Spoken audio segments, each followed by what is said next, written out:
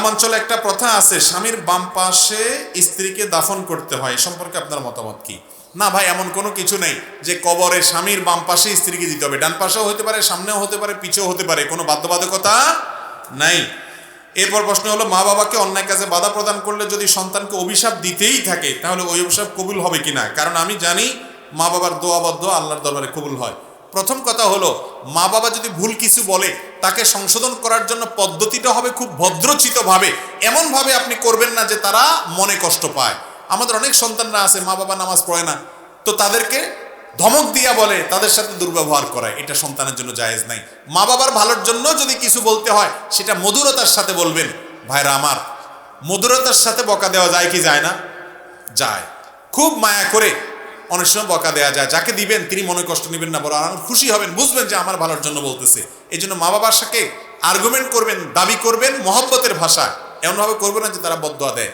আপনি ঠিকঠাকভাবে দিচ্ছেন, তারপরও তারা উল্টাপাল্টা বদদোয়া যদি করে তাহলে সেই বদদোয়া আপনার কোনো ক্ষতি হবে না। অনেক মা বাবা আছে অযথাই বদদোয়া করে, হুদাই বদদোয়া করে, কাজেও বদদোয়া করে, অকাজেও বদদোয়া করে। তো ওইরকম উল্টাপাল্টা বদদোয়া আল্লাহ অবশ্যই কবুল করবেন না, কারণ আল্লাহ তাআলা কারো প্রতি জুলুম করেন না। আমি একজন ছাত্র, আমার প্রশ্ন, কিভাবে একজন যুবক ঈমান ও আকীদার উপর ঠিক থাকবো? যুব সমাজের জন্য এই সব প্রশ্ন উত্তর আমরা বিভিন্ন সময় দিয়েছি।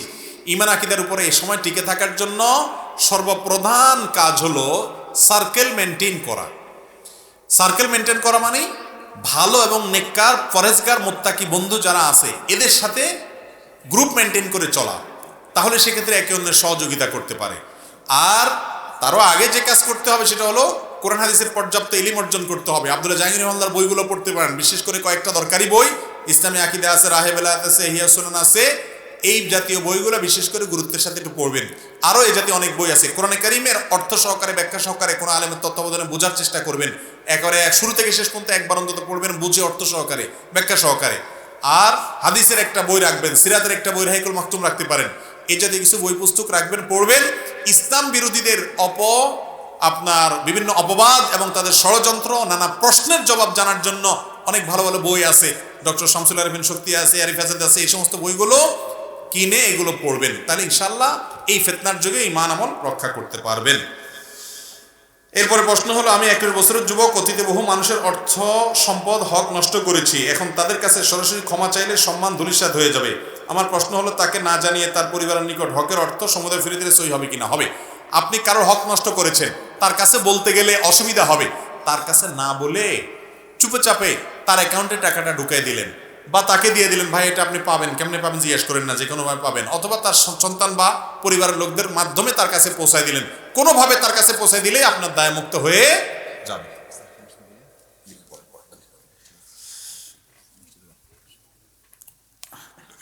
এরপরে প্রশ্ন হলো, জামাত না পাওয়ার কারণে আমি একাকী সালাত আদায় করেছি, কিন্তু পরবর্তীতে দেখলাম জামাত অনুষ্ঠিত হয়। আমি কি উক্ত জামাতে অংশগ্রহণ করতে পারবো? আপনি যদি নামাজ শুরু করে থাকেন তাহলে তো এখন ভাঙবেন না, তখন নামাজ শেষ করবেন। লা তুবতিলু আমালাকুম, আমল নষ্ট করা জায়েজ নাই। আর যদি আপনি নামাজ জামাত হয়ে গেছে, এখন আপনি একা একা আছেন, অন্য কাউকে পাইছেন জামাত করতেছে কেউ, অবশ্যই সেই জামাতে আপনি যোগ দিয়ে দিবেন। কারণ জামাতে নামাজ পড়লে একা নামাজ পড়ার চাইতে 27 গুণ বেশি সওয়াব হয়। 1 টাকায় 27 টাকা পাইলে কে ছাড়ে? অতএব একা একা নামাজ না পড়ে, কোনো কারণে জামাত মিস হয়েছে, আপনি খুঁজবেন যে আর কে আছে আমার মতো এরকম মিস হওয়া পার্টি, ফেল করা পার্টি আর কে আছে, তাকে খুঁজে বের করে তাকে নিয়ে জামাত বানা করে নামাজ পড়বেন। একজন ইমাম হবেন, একজন মুক্তাদি হবেন। আমরা অনেক ইমামতি ভয় পাই, যা পান সেটাই তো জোরে পড়বেন অথবা আস্তে পড়বেন। ইমামতিতে আলাদা কোনো দোয়া নেই তো, ইমামতি করতে আলাদা কোনো দোয়া আছে। অতএব জামাতের সাথে পড়বেন। কোনো আত্মীয়কে সৎ কাজের আদেশ এবং অসৎ কাজের নিষেধ করলে যদি রাগান্বিত হয়ে সম্পর্ক ছিন্ন করে ফেলে, এক্ষেত্রে আমার করণীয় কি? দেখুন, নবী করিম সাল্লাল্লাহু আলাইহি ওয়াসাল্লামের কাছে এক সাহাবী এসে বলছেন এই কাছাকাছির একটা প্রশ্ন, বলছি, ইয়া রাসূলুল্লাহ, আমার আত্মীয়ের সাথে আমি মিশতে গেলে সে আমার সাথে উল্টাপাল্টা করে। নবী সাল্লাল্লাহু আলাইহি ওয়াসাল্লাম তখন বলেছেন, লাইসাল ওয়াসিলু বিল মুকাফি, আত্মীয় ভালো করলে তুমিও ভালো করো, এটা আত্মীয়তার সম্পর্ক রক্ষা করা না। আত্মীয় খারাপ করলেও তুমি ভালো করার চেষ্টা করবা, এটা হলো আত্মীয়তার সম্পর্ক রক্ষা করা, কারণ সে আমার আত্মীয়। হ্যাঁ, এরপরেও যদি সে ভালো করতে গেলে আরো খারাপ করে ক্ষতি করে, তাহলে আপনি দূরে থাকতে পারেন। কিন্তু সে আপনাকে ভুল বুঝতেছে, আপনি বিনয়ের সাথে বোঝানোর চেষ্টা করেন। আপনি ইগো দেখায় সরে যাবেন না, কারণ আত্মীয়তার সম্পর্ক রক্ষা করা একটা ইবাদত, সওয়াব হবে। মনের কষ্ট, তারপরও মিশার চেষ্টা করবেন। আল্লাহ তাআলা আমাদেরকে আমল করার তৌফিক দান করুন। এরপরে প্রশ্ন হলো, যদি কেউ চায় আস-সুন্নাহ ফাউন্ডেশনের কাছ থেকে কোনো কাজ করবে এবং আপনার কাছ থেকে দ্বীনি ইলম আপনার সোহবত নিবে, তাহলে ব্যবস্থা আছে কিনা? আসন্না ফাউন্ডেশনের একটা স্বপ্নের প্রকল্প আছে, আসন্না ফাউন্ডেশন মসজিদ কমপ্লেক্স। এটা যদি আল্লাহ তাআলা তৌফিক দেন, আল্লাহ যদি ব্যবস্থা করে দেন, অনেক টাকার ব্যাপার, অনেক বড় কাজ, যদি এটা হয়ে যায় ইনশাআল্লাহ আমরা বাইরের প্রোগ্রামগুলো কমিয়ে দিয়ে সেখানে বসে যাব। দেশের ওলামায়ে কেরাম, বিভিন্ন সার্কেলের ওলামায়ে কেরাম তারা আসবেন এবং ইনশাআল্লাহ সেখানে মানুষদেরকে আমরা ওপেন, যে মসজিদে দার্স হয়, মসজিদে নববীতে যেরকম হয়, আগের যুগে যেরকম হইতো সেরকম দার্সের ব্যবস্থা আমরা রাখবো ইনশাআল্লাহ। সে সুযোগ তৈরি হবে আল্লাহ তৌফিক দিলে। হালকায় জিকিরের বিধান কি? ভাই, জিকির ব্যক্তিগত আমল। নবী করিম সাল্লাল্লাহু আলাইহি সাল্লাম জিকির ব্যক্তিগতভাবে করেছেন। জিকিরের জন্য, জিকির করার জন্য মজলিস কায়েম করার কোনো নির্দেশ দিয়েছেন বলে আমার জানা না। তবে হ্যাঁ, একত্রে কিছু মানুষ বসে তারা আল্লাহর আলোচনা করবে, আল্লাহর জিকির করবে, এই আলোচনাটা, এই জিকিরটা, এটার জন্য শুধুমাত্র গতানুগতিক জিকিরের জন্য, জিকিরের বাক্য উচ্চারণের জন্য একত্র করার কোনো নজির সাহাবীদের মধ্যে ছিল বলে আমার জানা নাই। তবে হ্যাঁ, আল্লাহর আলোচনা এবং এটা এক প্রকারের জিকির, এটার জন্য কোরআন শেখার জন্য, বোঝার জন্য একত্র হয়, এগুলো এক প্রকারের জিকির। এরকম জিকিরের জন্য তো একত্র হওয়াটা বিধিবদ্ধ। আল্লাহু আ'লাম বিসওয়াব। বিয়ের সময় যে সকল মেয়েরা বলে যে সে কোরআন পড়তে পারে, কিন্তু পরবর্তীতে দেখা গেল সে কোরআন পড়তে পারে না, আর আমি যদি তাকে পড়ানোর চেষ্টা করি তারপরে সে না পড়ে এবং বলে সে পড়বে না, সেক্ষেত্রে যদি তাকে আমি ছেড়ে দিই তাহলে কি আমার গুনাহ হবে? প্রথম কথা হলো যে বিয়ের সময় যদি মিথ্যা তথ্য দেয় তাহলে তাহলে প্রতারণা, যে ব্যক্তি প্রতারণা করে সে আমার উম্মত না। তারপরেও এখন আপনি তাকে পড়ানোর চেষ্টা করবেন, সে কোরআন পড়তে চায় না, ইসলাম শিখতে চায় না, সে নাফরমানি করতে চায়, আল্লাহর হুকুম মানতে চায় না, এরকম হলে অন্যদেরকে দিয়ে তাকে বুঝাবেন। প্রথম কাজ নসিহত করবেন, উপদেশ দিবেন, না হলে অভিমান করবেন, রাগ করবেন, শাসন করবেন। এরপরে পদক্ষেপ হলো মুরব্বীদেরকে ডাকায় দুই পক্ষের বসবেন। এরপরে না হলে যে না কোনোভাবে সংশোধনের উপায় নাই, তাহলে আলেমদের সাথে পরামর্শ করে কিভাবে তালাক দেয়া যায়, তালাকের সিদ্ধান্ত নিলে তারপরে শেষ অস্ত্র হিসেবে তালাকের চিন্তা করতে পারেন। কিন্তু তার আগে সব ব্যবস্থাগুলা গ্রহণ করতে হবে, মাধ্যমগুলো গ্রহণ করতে হবে। তালাক দেওয়ার নিয়তে যদি তালাক শব্দটি উচ্চারণ না করে ছেড়ে দিলাম বলা হয়, সেক্ষেত্রে কি তালাক হবে, নাকি তালাক শব্দটি মুখে উচ্চারণ করতে হবে? এর আগে বলছি তালাকের ইন্ডিভিজুয়াল মাসআলা আমরা এভাবে বলি না, আলেমদের সাথে দেখা করে বিস্তারিত জানবেন। বাকি মৌলিক মাসআলা হলো তালাক দিলামের জায়গায় ছেড়ে দিলাম, এটা তালাকের নিয়তে বললে তালাক হবে। এটাও তালাক, কারণ তালাকের বাংলা তালাক দিলাম, এটা তাল্লাক তোর বাংলা অর্থ একই জিনিস, তালাক হবে এতে। আজানের শব্দগুলো কতটুকু টেনে পড়া যাবে? কেউ বলেন রফউস সাউতের জন্য মদের কোনো হিসাব নেই। আজানের শব্দগুলো উচ্চ আওয়াজের খাতিরে যদি একটু লম্বা করে পড়া হয় তাতে কোনো অসুবিধা নেই। কারণ হলো এই মদের যে 3 আলিফ বা 4 আলিফ বলা আছে, এগুলো 1 আলিফ 2 আলিফ বা একটু এদিক সেদিক হয়ে গেলে যে গুনাহ হয়ে যায়, ব্যাপারটা কিন্তু সেরকম না। বিশেষ করে আজান যেখানে আওয়াজ বড় করা উদ্দেশ্য, সেটার উদ্দেশ্যে টানলে এটা কোনো গুনাহ তো হওয়ার প্রশ্নই ওঠে না, এবং এটা কোনো নিষিদ্ধ হবে না বলে আমরা মনে করি। অনেক উলামা ইকরাম অবশ্য এটাকে নিষেধ করেন। আল্লাহু আ'লাম বিযালিক। নবী করিম সাল্লাল্লাহু আলাইহি সাল্লাম বলেছেন, আদ-দুআ হুয়াল ইবাদাহ, দোয়াই হলো ইবাদত। আমরা যত ইবাদত বন্দেগী করি, এই সমস্ত ইবাদতের সার নির্যাস হলো দোয়া। ইবাদতের মধ্যে সর্বপ্রধান ইবাদত কোনটা? সর্বপ্রধান ইবাদত কোনটা? নামাজ। নামাজের চাইতে বড় কোনো ইবাদত আছে আর নাই। সবচেয়ে বড় ইবাদত, এমন ইবাদত যে ইবাদতের সাথে আমাদের মুসলমানদের মুসলমানিত্বের পরিচয় নির্ভরশীল। ওমর রাদিয়াল্লাহু তাআলা আনহু বলেছেন, লা হাজ্জা ফিল ইসলামি লিমান তারাকাস সালাহ, যে নামাজ পড়ে না ইসলামে তার কোনো হিস্সা নাই, কোনো অংশ ভাগ নাই। নবী করিম সাল্লাল্লাহু আলাইহি সাল্লাম বলেছেন, একজন ব্যক্তি এবং কুফর এবং শিরকের মধ্যে পার্থক্য এবং ব্যবধান হলো নামাজ। যে ব্যক্তি ইচ্ছাকৃত নামাজ ত্যাগ করে, ইচ্ছাকৃত নামাজ পড়ে না, ঠান্ডা মাথায় নামাজ নষ্ট করে, নামাজ না পড়ে বসে থাকে, অন্য কাজ করে, সে ব্যক্তি কুফরি করলো, সে ব্যক্তি কুফরিতে লিপ্ত হলো, কুফরি করলো। আমাদের দেশে তো নামাজ না পড়লেও ইমান, আমরা বলি নামাজ না পড়লে কি হয়েছে, আমার ইমান আছে। তো এই যে নামাজ প্রধান ইবাদত, সলাত যার মূল শব্দ, কোরআনের শব্দ সলাত, হাদিসের শব্দ সলাত, আমরা নামাজ বলি। এই সলাত শব্দের অর্থই হলো দোয়া। সলাতের একেবারে শুরুতে আপনি দেখেন আল্লাহর কাছে আমরা দোয়া করি। প্রথমে আল্লাহর প্রশংসা করে, সানা পড়ে, আল্লাহর গুণগান গেয়ে, এরপরে মূল কথায় যাই আমরা, ইহদিনাস সিরাতাল মুস্তাকিম। হে রব্বুল আলামিন, হে মালিক ইয়াউমিদ্দিন, কিয়ামতের দিনের মালিক, হে রহমান, হে রহিম, আপনারই ইবাদত করি, আপনার কাছেই সাহায্য চাই, আমাদের আর যাওয়ার জায়গা নাই, তাহলে কি চাই? ইহদিনাস সিরাতাল মুস্তাকিম, আমাদেরকে আপনি সিরাতে মুস্তাকিমের পথ দেখান। আমরা সঠিক পথ খুঁজে পাই না। কোন পথে গেলে আপনাকে পাবো, কোন পথে গেলে জান্নাত পাবো, কিভাবে চললে পাবো, কোন পথে চলা উচিত না, কোনটা করা উচিত, আপনি আমাদেরকে পথ দেখায় দেন, সে পথে চালায়া দেন। সিরাতাল্লাযীনা আন'আমতা আলাইহিম, যাদের প্রতি আপনার নেয়ামত এসেছে, কারা তারা? উলাইকাল্লাযীনা আন'আমাল্লাহু আলাইহিম মিনান নাবিয়্যিনা ওয়াস-সিদ্দীকিনা ওয়াশ-শুহাদা'i ওয়াস-সালিহিন ওয়া হাসুনা উলাইকা রাফীকা, যাদের নেয়ামত আল্লাহর নেয়ামত যাদের প্রতি নাজিল হয়েছে তারা হলেন কারা? নবীগণ, সিদ্দিকগণ, শহীদগণ, আল্লাহর নেককার বান্দাগণ। তাদের পথে আপনি আমাদেরকে চালান, আমরা যেন তাদের মতো জীবন গড়তে পারি। এই যে নামাজের দাঁড়িয়ে আপনি কি করলেন? দোয়া করলেন। এরপরে রুকুতে গিয়ে আবার আল্লাহর পবিত্রতা জ্ঞাপন করলেন, দাঁড়িয়ে আল্লাহর প্রশংসা করলেন, সানা এবং গুণকীর্তন করলেন, সিজদা গিয়ে আবার প্রশংসা করলেন, কিছু দূর আবার প্রশংসা করে এবার আবার উঠে বসে রব্বিগফিরলি ওয়ারহামনি ওয়াহদিনি ওয়াআফিনি ওয়ারফা'নি ওয়াজবুরনি ওয়ারযুকনি, বিভিন্ন ভাষ্য হাদিসে এসেছে, হে আমাদের রব, আপনি আমাকে ক্ষমা করুন, আপনি আমার প্রতি দয়া করুন, আপনি আমাকে রিজিক দান করুন, আপনি আমার ক্ষতি পূরণ করুন, আপনি আমার কোনো বিপদ হলে সেটার জন্য উত্তম বিকল্প দান করুন, আপনি আমাকে প্রশান্তি দান করুন, আপনি আমার মর্যাদা বৃদ্ধি করুন। অনেকগুলো দোয়া দুই সিজদার মাঝখানে। তাহলে লক্ষ্য করেন, নামাজের শুরুতে আল্লাহর কাছে আপনি প্রশংসা করে, গুণকীর্তন করে, সানা পড়ে আলহামদুলিল্লাহ, আল্লাহর প্রশংসা, রব্বুল আলামিনের স্বীকৃতি দিয়ে, মালিক ইয়াউমিদ্দিনের স্বীকৃতি দিয়ে, রহমান রাহিমের স্বীকৃতি দিয়ে, তিনি ছাড়া আর কেউ নেই, আপনার যাওয়ার কোনো জায়গা নেই, সেই স্বীকৃতি দিয়ে তার কাছেই শুধু চান, সেই কথা বলে এরপরে আসল দরখাস্ত পেশ করছেন, ইহদিনাস সিরাতাল মুস্তাকিম, আল্লাহ সঠিক পথে যেন চলতে পারি।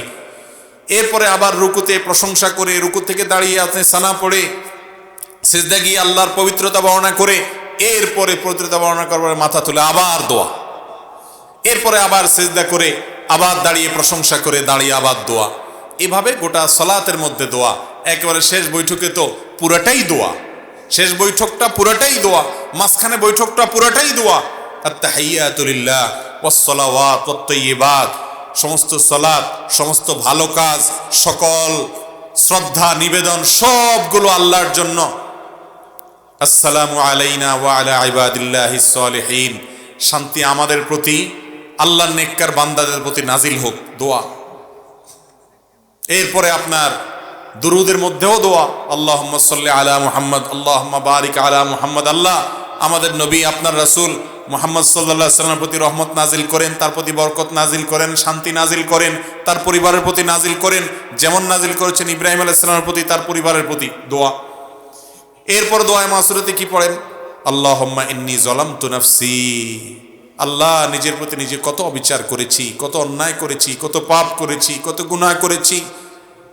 আল্লাহ, আল্লাহুম্মা ইন্নী যালামতু নাফসি যুলমান কাসীরা, কত অপরাধ, অনেক অপরাধ করেছি। ওয়ালা ইয়াগফিরুয যুনুবা ইল্লা আনত, আল্লাহ আপনি ছাড়া কেউ মাফ করবে না, মাফ করার ক্ষমতা কারণ নাই। ফাগফিরলি মাগফিরাতাম মিন ইনদিক, অতএব আপনার পক্ষ থেকে আপনি মাফ করে দেন। ওয়ারহামনি, আপনি রহম করেন। ইন্নাকা আনতাল গফুরুর রহিম, আপনি ক্ষমাশীল, আপনি দয়ালু। আল্লাহুম্মা ইন্নী আউযু বিকা মিন আযাবিল কবর, আল্লাহ আপনার কাছে কবরের আযাব থেকে পানা চাই। ওয়া আউযু বিকা মিন আযাবিন নার, এবং জাহান্নামের আযাব থেকে আপনার কাছে পানা চাই। ওয়া আউযু বিকা মিন ফিতনাতিল মাহইয়া ওয়াল মামাত, জীবন এবং মরণের ফিতনা থেকে আপনার কাছে পানা চাই। ওয়া আউযু বিকা মিন শাররি ফিতনাতিল মাসীহিদ দাজ্জাল, দাজ্জালের ফিতনা থেকে আপনার কাছে পানা চাই। কিয়ামতের আগের বড় ফিতনা হিসাবে আবির্ভূত হবে, বহু মানুষ বেঈমান হয়ে যাবে দাজ্জালকে দেখে, তার কারিশমা দেখে, ভেলকি দেখে। সে সময় যেন আমি বেঁচে থাকলে তার ফিতনাতে ঈমান হারা না হই। তাহলে নামাজের শেষে পুরো বৈঠকে আপনি দোয়া করলেন, দাঁড়িয়ে দোয়া করলেন, দুই সিজদার মাঝখানে দোয়া করলেন। এই জন্য সালাত শব্দের অর্থই কি? দোয়া।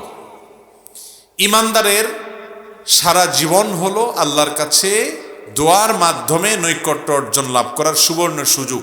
দোয়া হলো ইমানদারের সবচেয়ে বড় অস্ত্র, সবচেয়ে বড় হাতিয়ার। আপনার সমস্ত দুয়ার বন্ধ হয়ে গেছে, কেউ আপন নাই, কাউকে আপন মনে হয় না, আপনি আল্লাহর কাছে দোয়ার জন্য দুই হাত মেলে ধরুন। আপনি ভোর রাতে উঠে যান, তাহাজ্জুদে দাঁড়িয়ে যান, চোখের পানি ফেলেন, আল্লাহর সাথে একটু কথা বলেন, সিজদায় গিয়ে আল্লাহর সাথে কথা বলেন। আল্লাহর চাইতে আপনার কেউ নাই। ভাইরা আমার, আমরা নিজেদের প্রতি নিজেরা যতটা আপন, নিজেদের প্রতি নিজেরা যতটা দয়ালু মায়ালু, আমাদের রব আমাদের প্রতি তার চাইতে অনেক বেশি মায়ালু। আল্লাহ রাব্বুল আলামিন এরপরও আমাদেরকে পরীক্ষা নেন, অনেক সময় আমাদেরকে কষ্ট দেন। সবর করতে পারলে তার বিনিময়ে মহা পুরস্কার রেখেছেন। এই দোয়া আল্লাহ রাব্বুল আলামিন বান্দার জন্য সবচেয়ে বড় সুযোগ দিয়েছেন। দোয়াটাকেই ইবাদত বলেছেন হাদিসে নবী করিম সাল্লাল্লাহু আলাইহি ওয়াসাল্লাম, আদ-দুআউ হুয়াল ইবাদা, দোয়াটাই কি ইবাদত, দোয়াই হলো ইবাদত, ইবাদতের মগজ সার। কিন্তু সে দোয়া আজ আমাদের মাঝে নাই। আমরা দোয়া করাইতে পছন্দ করি, দোয়া করতে পছন্দ করি না। দোয়ার তিনটা ভার্সন আছে, একটা হলো দোয়া করা, আরেকটা হলো দোয়া চাওয়া, আরেকটা হলো দোয়া করানো। কয়টা ভার্সন হলো? তিনটা। দোয়া করা হলো আপনি আল্লাহর কাছে চাইলেন, এটা হলো দোয়া করা। দোয়া চাওয়া হলো, ভাই আপনি আমার জন্য দোয়া করেন, আমি শরীরটা ভালো না, ভালো যাচ্ছে না আমার, আপনি আমার জন্য দোয়া করেন। আমি বিপদগ্রস্ত, আমার জন্য দোয়া করেন। আমার বাবার জন্য দোয়া করেন, তিনি মারা গেছেন। আমার মা অসুস্থ, তার জন্য দোয়া করেন। তাকে নেককার মনে হয়, যে কোনো ইমানদার যে কোনো নেককারের কাছে দোয়া চাইলেন, এটা জায়েজ আছে। নবী করিম সাল্লাল্লাহু আলাইহি সাল্লামের কাছে সাহাবীরা দোয়া চাইতেন, সাহাবীরা একে অন্যের কাছে দোয়া চাইতেন। কারোর কাছে দোয়া চাওয়াতে কোনো দোষের কিছু নাই। তাহলে দোয়া করা এটা তো মূল কাজ, করতেই হবে। আর দোয়া চাওয়াটাও জায়েজ আছে। আরেকটা অপশন হলো দোয়া করানো। করানো বুঝেন কোনটা? করানো মানে হলো যেটাতে পয়সা খরচ হয়, সহজ বাংলায়। দোয়া করানো মানে কি? যে দোয়াতে কি হয়, বাজেট লাগে। বাজেট, দোয়া করাইতে বাজেট লাগে না? যেমন দোয়া করাইতে জিলাপি লাগবে, মিষ্টি লাগবে, হ্যাঁ, নাস্তার প্যাকেট লাগবে, হুজুরের হাদিয়া লাগবে, আগরবাতি লাগবে, তারপরে আপনার গোলাপ জল লাগবে, বাজেট লাগবে। বাজেট ছাড়া সাধারণত দোয়া হয় না, সাধারণত হয় না। তো এই যে দোয়া করানো, অর্থাৎ কন্ট্রাক্টারি দিয়ে দোয়া করানো, এটার শিক্ষা নবী করিম সাল্লাল্লাহু আলাইহি সাল্লাম দেন নাই। দোয়াটা আল্লাহর কাছে চাইতে হবে নিজে, করতে হবে নিজে, অথবা কারোর কাছে চাইতে হবে করানো। বিশেষ করে মুর্দার জন্য দোয়া করানো, মা বাবা দুনিয়া থেকে গেছেন তাদের জন্য দোয়া করানো আমাদের সমাজে আছে না নেই? শুধু আছে নাকি, এমন শক্তভাবে আছে যে নামাজ পড়ুক আর না পড়ুক, মা বাপ মারা গেলে দোয়াটা করাইতে মিস করে না। ঠিক না বে ঠিক? নামাজ পড়ার গুরুত্ব বেশি না দোয়া করানোর গুরুত্ব বেশি? দোয়া করাইলে হুজুরের লাভ, আমাদের লাভ, ঠিক আছে, কিন্তু আপনার কি লাভ? আপনার কি লাভ? বিশেষ করে আপনার মৃত মা বাবার জন্য দোয়া করে, মুর্দার জন্য দোয়া করে, আর খেরাতে পরকালীন কোনো বিষয়ের জন্য দোয়া করে টাকা নেওয়া সারা দুনিয়ার উলামাদের ঐক্যমতে জায়েজ নাই। তাহলে এই নাজায়েজ পদ্ধতিতে দোয়া করাইলে সে দোয়া কি কবুল হবে নাকি উল্টা গুনাহ হওয়ার সম্ভাবনা আছে? কিন্তু আমাদের সমাজে সেটা খুব বেশি সুপ্রতিষ্ঠিত। ঠিক না বে ঠিক? জীবনে মুসলমানের নামগন্ধ তার শরীরে নাই, জীবনে নাই, কিন্তু বাপ মরছে, মা মরছে, 40 কুলখানি 7 দিনা দোয়ার অনুষ্ঠান পত্রিকায় দিয়া বিভিন্নভাবে শামিয়ানা টাঙ্গাইয়া হইলেও করে। ঠিক না বে ঠিক? আহা, আমরা মুসলমানরা আজকাল ইসলামকে বেশিরভাগ ক্ষেত্রেই বুঝতে ভুল করি। আমার বাবা মারা গেছেন, মা মারা গেছেন, আমি আল্লাহর কাছে চোখের পানি ফেলে দোয়া করব। অন্যদের কাছে দোয়া চাইব, টাকা দিয়া লোক ভাড়া নিয়া দোয়া করানোর শিক্ষা ইসলাম দেয় না, আর এভাবে দোয়া হয়ও না।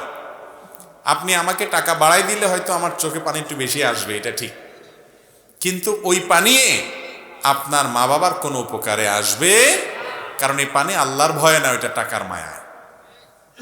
ঠিক না বে ঠিক? চট্টগ্রামের দিকে কোথাকার জানি একবার একটা কাগজ দেখছিলাম, দোয়ার রেট লেখা আছে, দোয়ার রেট আছে যে 50 টাকা দিলে শুধু সংক্ষেপে, শুধু হাত উঠানো নামানো, সংক্ষেপে আরবিতে দোয়া হবে শুধু। 100 টাকা দিলে কিছু সময় লাস্টিং হবে, কিছু বাংলা দোয়াও সাথে অ্যাড হবে। আর 500 টাকা দিলে জম্পেশ একটা দোয়া হবে, সেখানে চোখের পানি পড়বে, কান্নাকাটি হবে, লম্বা চড়া সময় পাবে। আপনি কোন আইটেমের দোয়া চান? দোয়ার রকম ফের আছে না নাই? ভাইরা আমার, দোয়া ইবাদতের মগজ মূল। আমরা অনেক ভাই আছি যে নামাজের পরে নবী করিম সাল্লাল্লাহু আলাইহি সাল্লাম দোয়া দুরূদ পড়তেন, জিকির আজকার পড়তেন, সম্মিলিতভাবে সাহাবীদেরকে নিয়ে দোয়া করতেন বলে কোনো হাদিস থেকে প্রমাণ পাওয়া যায় না।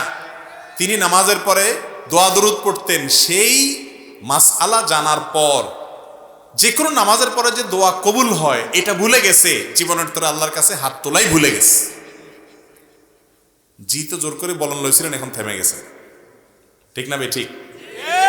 ভাইরা আমার, আল্লাহর কাছে চাইতে যদি আমরা ভুলে যাই, এটা কি লক্ষণ ভালো না খারাপ? বহুত খারাপ, বহুত খারাপ। নবী করিম সাল্লাল্লাহু আলাইহি সাল্লাম বলেছেন, তোমার জুতার ফিতাটা ছিঁড়ে গেছে, এটা তো কোনো ব্যাপার না আমাদের কাছে, ছোট্ট একটা ব্যাপার, তাই না? এখানেও দাঁড়িয়ে তুমি আল্লাহর কাছে দোয়া করো, আল্লাহ আমার জুতার ফিতাটা ছিঁড়ে গেছে মাবুদ, এটা একটা বিপদ, হোক ছোট বিপদ, আপনি আমাকে রক্ষা করেন। আল্লাহর কাছে সাহায্য চাইতে হবে এই ছোট্ট একটা বিষয়ের জন্য পর্যন্ত। সেখানে আমাদের জীবনে কত বড় বড় ব্যাপার আসে, আমরা আজকাল দোয়া করতে একেবারেই ভুলে গেছি। ভাইরা আমার, দোয়া নিয়ে দীর্ঘ আলোচনা আজকে আমি করব না, ইনশাআল্লাহ ভিন্ন কোনো সময় আমরা দোয়া নিয়ে পূর্ণাঙ্গ আলোচনা করব। আজকে শুধু আমি এটুকু বোঝাতে চাইছি যে আমরা উঠতে বসতে চলতে ফিরতে সর্বাবস্থায় আল্লাহ তাআলার কাছে দোয়া করব। যে আমলটা সবচেয়ে বেশি করতে হয়, সবচেয়ে পরিমাণে বেশি করা লাগে, সে আমলটাকে আল্লাহ তাআলা করাটাকে সহজ করে দিয়েছেন, যাতে করে বান্দা সব সময় করতে পারে। এই জন্য আল্লাহর জিকির মুখে উচ্চারণ করবেন বা মনে মনে করবেন, এটার জন্য কি ওযু শর্ত? না। বিনা ওযুতে আল্লাহর জিকির করা যায় কি যায় না? কেন? কারণ জিকিরটা সারাক্ষণ করতে হয়। প্রিয় নবী সাল্লাল্লাহু আলাইহি সাল্লামের জীবনে আপনি যদি তাকিয়ে দেখেন, সুবহানাল্লাহ, জিকির ছাড়া তার জীবনে কোনো কাজই ছিল না, পুরো জীবনই জিকিরে জিকির। ঘর থেকে বের হচ্ছেন বিসমিল্লাহ, ঘরে প্রবেশ করছেন বিসমিল্লাহ, ঘুমাইতে যাচ্ছেন দোয়া, ঘুম থেকে উঠে দোয়া, ঘুম ভেঙে গেছে দোয়া, টয়লেটে ঢুকতেছেন আল্লাহর নাম নেওয়া দোয়া, টয়লেট থেকে বের হচ্ছেন আল্লাহর নাম নেওয়া দোয়া, রাতে শোয়ার আগে অনেক দোয়া, সকালে দোয়া, সন্ধ্যায় দোয়া, বাজারে ঢুকতে দোয়া। এরকম ভাবে জীবনের প্রতিটা পদক্ষেপে, প্রতিটা পায়ে পায়ে, প্রতিটা কাজে কাজে দোয়া আর দোয়া, দোয়া আর দোয়া। যেহেতু সারাক্ষণ দোয়া করতে হয়, সারাক্ষণ জিকির করতে হয়, এই জন্য জিকিরেও ওযু লাগে না, দোয়াতেও ওযু লাগে না। ওযু থাকলে ভালো, পবিত্র অবস্থা দোয়া করা অনেক বেশি ভালো, উত্তম। দোয়া কবুল হওয়ার জন্য জোরালো আশা করা যায় ওযু থাকলে, কিন্তু বিনা ওযুতেও দোয়া করা যায়। কেন? কারণ দোয়া এমন একটা জিনিস যেটা মানুষের সারাক্ষণ করতে হয়। একজন মানুষ শুয়ে আছেন, তিনি এই শুয়ে শুয়ে ঘুম আসছে না, তিনি আল্লাহর কাছে দোয়া করতে পারেন, তার নিজের জন্য, অন্যদের জন্য, জীবিতদের জন্য, মৃতদের জন্য আল্লাহর সাথে কথা বলতে পারেন। দোয়া হলো আল্লাহর সাথে কথা বলার সুযোগ। ভাইরা আমার, এই সুযোগটা আজ আমরা অনেকেই হাতছাড়া করি। ইমানদারের সবচেয়ে বড় অস্ত্রটা আজ অব্যবহৃত থেকে যায়, আমরা ব্যবহার করি না, সেটা হলো দোয়া। আল্লাহর কাছে দোয়া করবো তো ইনশাআল্লাহ সব সময়। ভাইরা আমার, দোয়া করার ব্যাপারে আমাদের একটা ভয় আছে, একটা আতঙ্ক আছে। আতঙ্কটা কি? আমরা মনে করি আমাদের দোয়া কি আর কবুল হবে, এই জন্য আমরা নিজেরা দোয়া টোয়া করি না, যে আমি দোয়া করি কি হবে, গুনাহগার মানুষ, হুজুরে 20, 50, 100, 200, 500, 1000 টাকা দিলে হুজুর দোয়ার মায়ের পেজগুলো ভালো জানেন, কত সুন্দর ছন্দের তাল মিলায় মিলায়, সুর দিয়া হ্যাঁ, কবিতার সাথে আপনার সুন্দর করে গোছায়া হুজুর দোয়া করেন। আমি তো এত মায়ের পেজ দিয়ে দোয়া করতে জানি না। এই কারণে আমাদের অনেক ভাই বোন নিজেরা আল্লাহর কাছে দোয়া করা থেকে মাহরুম থাকেন, বঞ্চিত থাকেন, ঠিক না বেঠি? ভাইরা আমার, আল্লাহ তাআলার কাছে দোয়া কবুলের জন্য খুব মায়ের পেজ দিয়ে, খুব আপনার সুন্দর গোছানো ভাষা দিয়ে, খুব আবেগ সৃষ্টি হয় সেরকম সুরের তালে তালে, ছন্দের তালে তালে দোয়া করতে হবে, এমন কোন শর্ত কোরআন হাদিসের কোথাও বলা হয় নাই। দোয়া কবুলের জন্য মূল যে বিষয়টা লাগবে সেটা কি? নবী করিম সাল্লাল্লাহু আলাইহি সাল্লাম বলেছেন, লা ইয়াজালু ইস্তাজাবু লিল আবদ, বান্দার দোয়া ততক্ষণ পর্যন্ত কবুল হতেই থাকে, কখনো দোয়া ফেরত দেওয়া হয় না।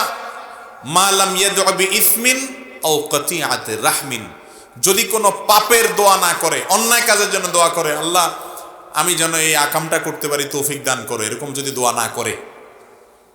আর আত্মীয়তার বন্ধন ছিন্ন করার জন্য দোয়া যেন না করে, আল্লাহ অমুকের চেহারা যেন আমি আর না দেখি, তার সাথে আমার কোনো সম্পর্ক যেন না থাকে, আত্মীয় স্বজনের সাথে এরকম সম্পর্ক ছিন্ন হওয়ার মতো খারাপ দোয়া যদি না করে, পাপের কোনো অপরাধ কাজের জন্য আল্লাহর কাছে যদি দোয়া করার স্পর্ধা না দেখায়, আত্মীয়তার সম্পর্ক ছিন্ন করার যদি দোয়া না করে, এবং তাড়াহুড়ো যদি না করে, এই 3 কাজ যদি করে, বান্দার দোয়া আল্লাহ অবশ্যই কবুল করেন।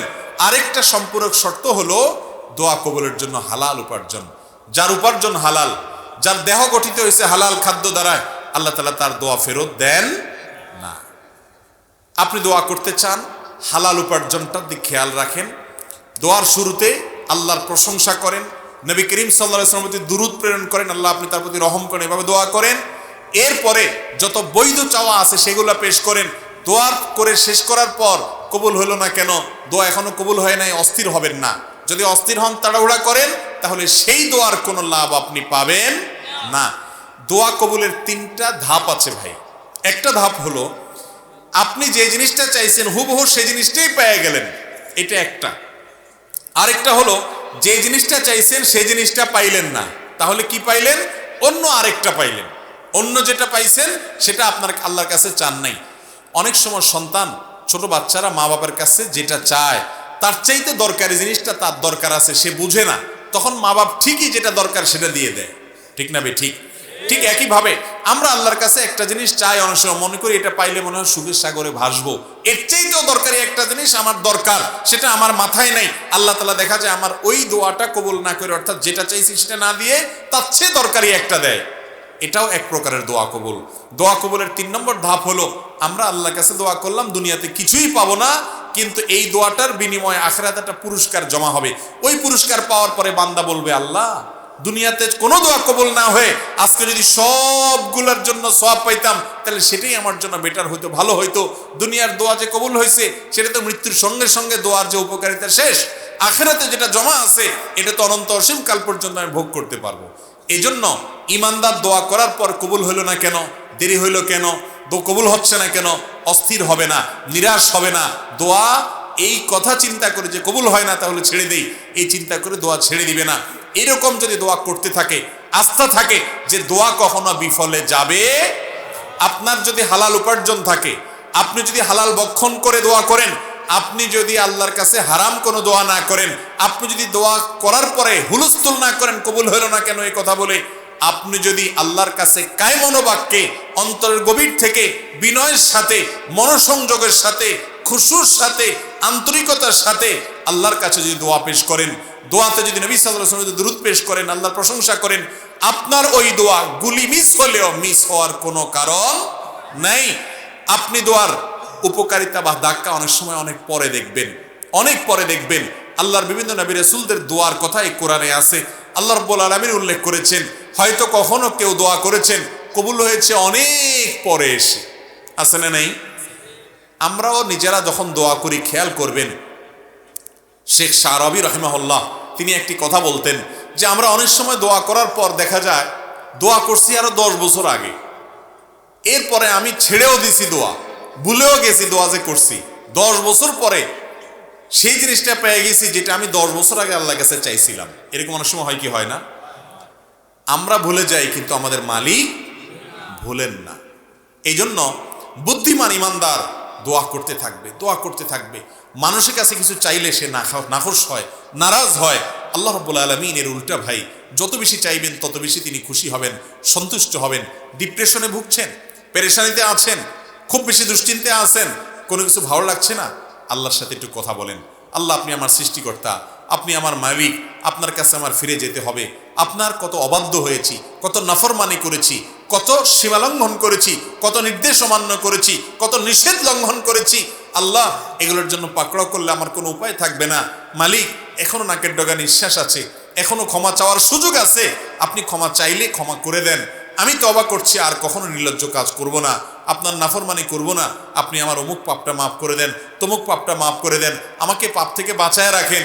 আল্লাহ আপনি আমাকে হেফাজত করেন, আপনি হেফাজত না করলে আমি নিজে নিজে বাঁচতে পারবো না। মালিক আপনি রহম করেন। আল্লাহর সাথে একটু কথা বলেন।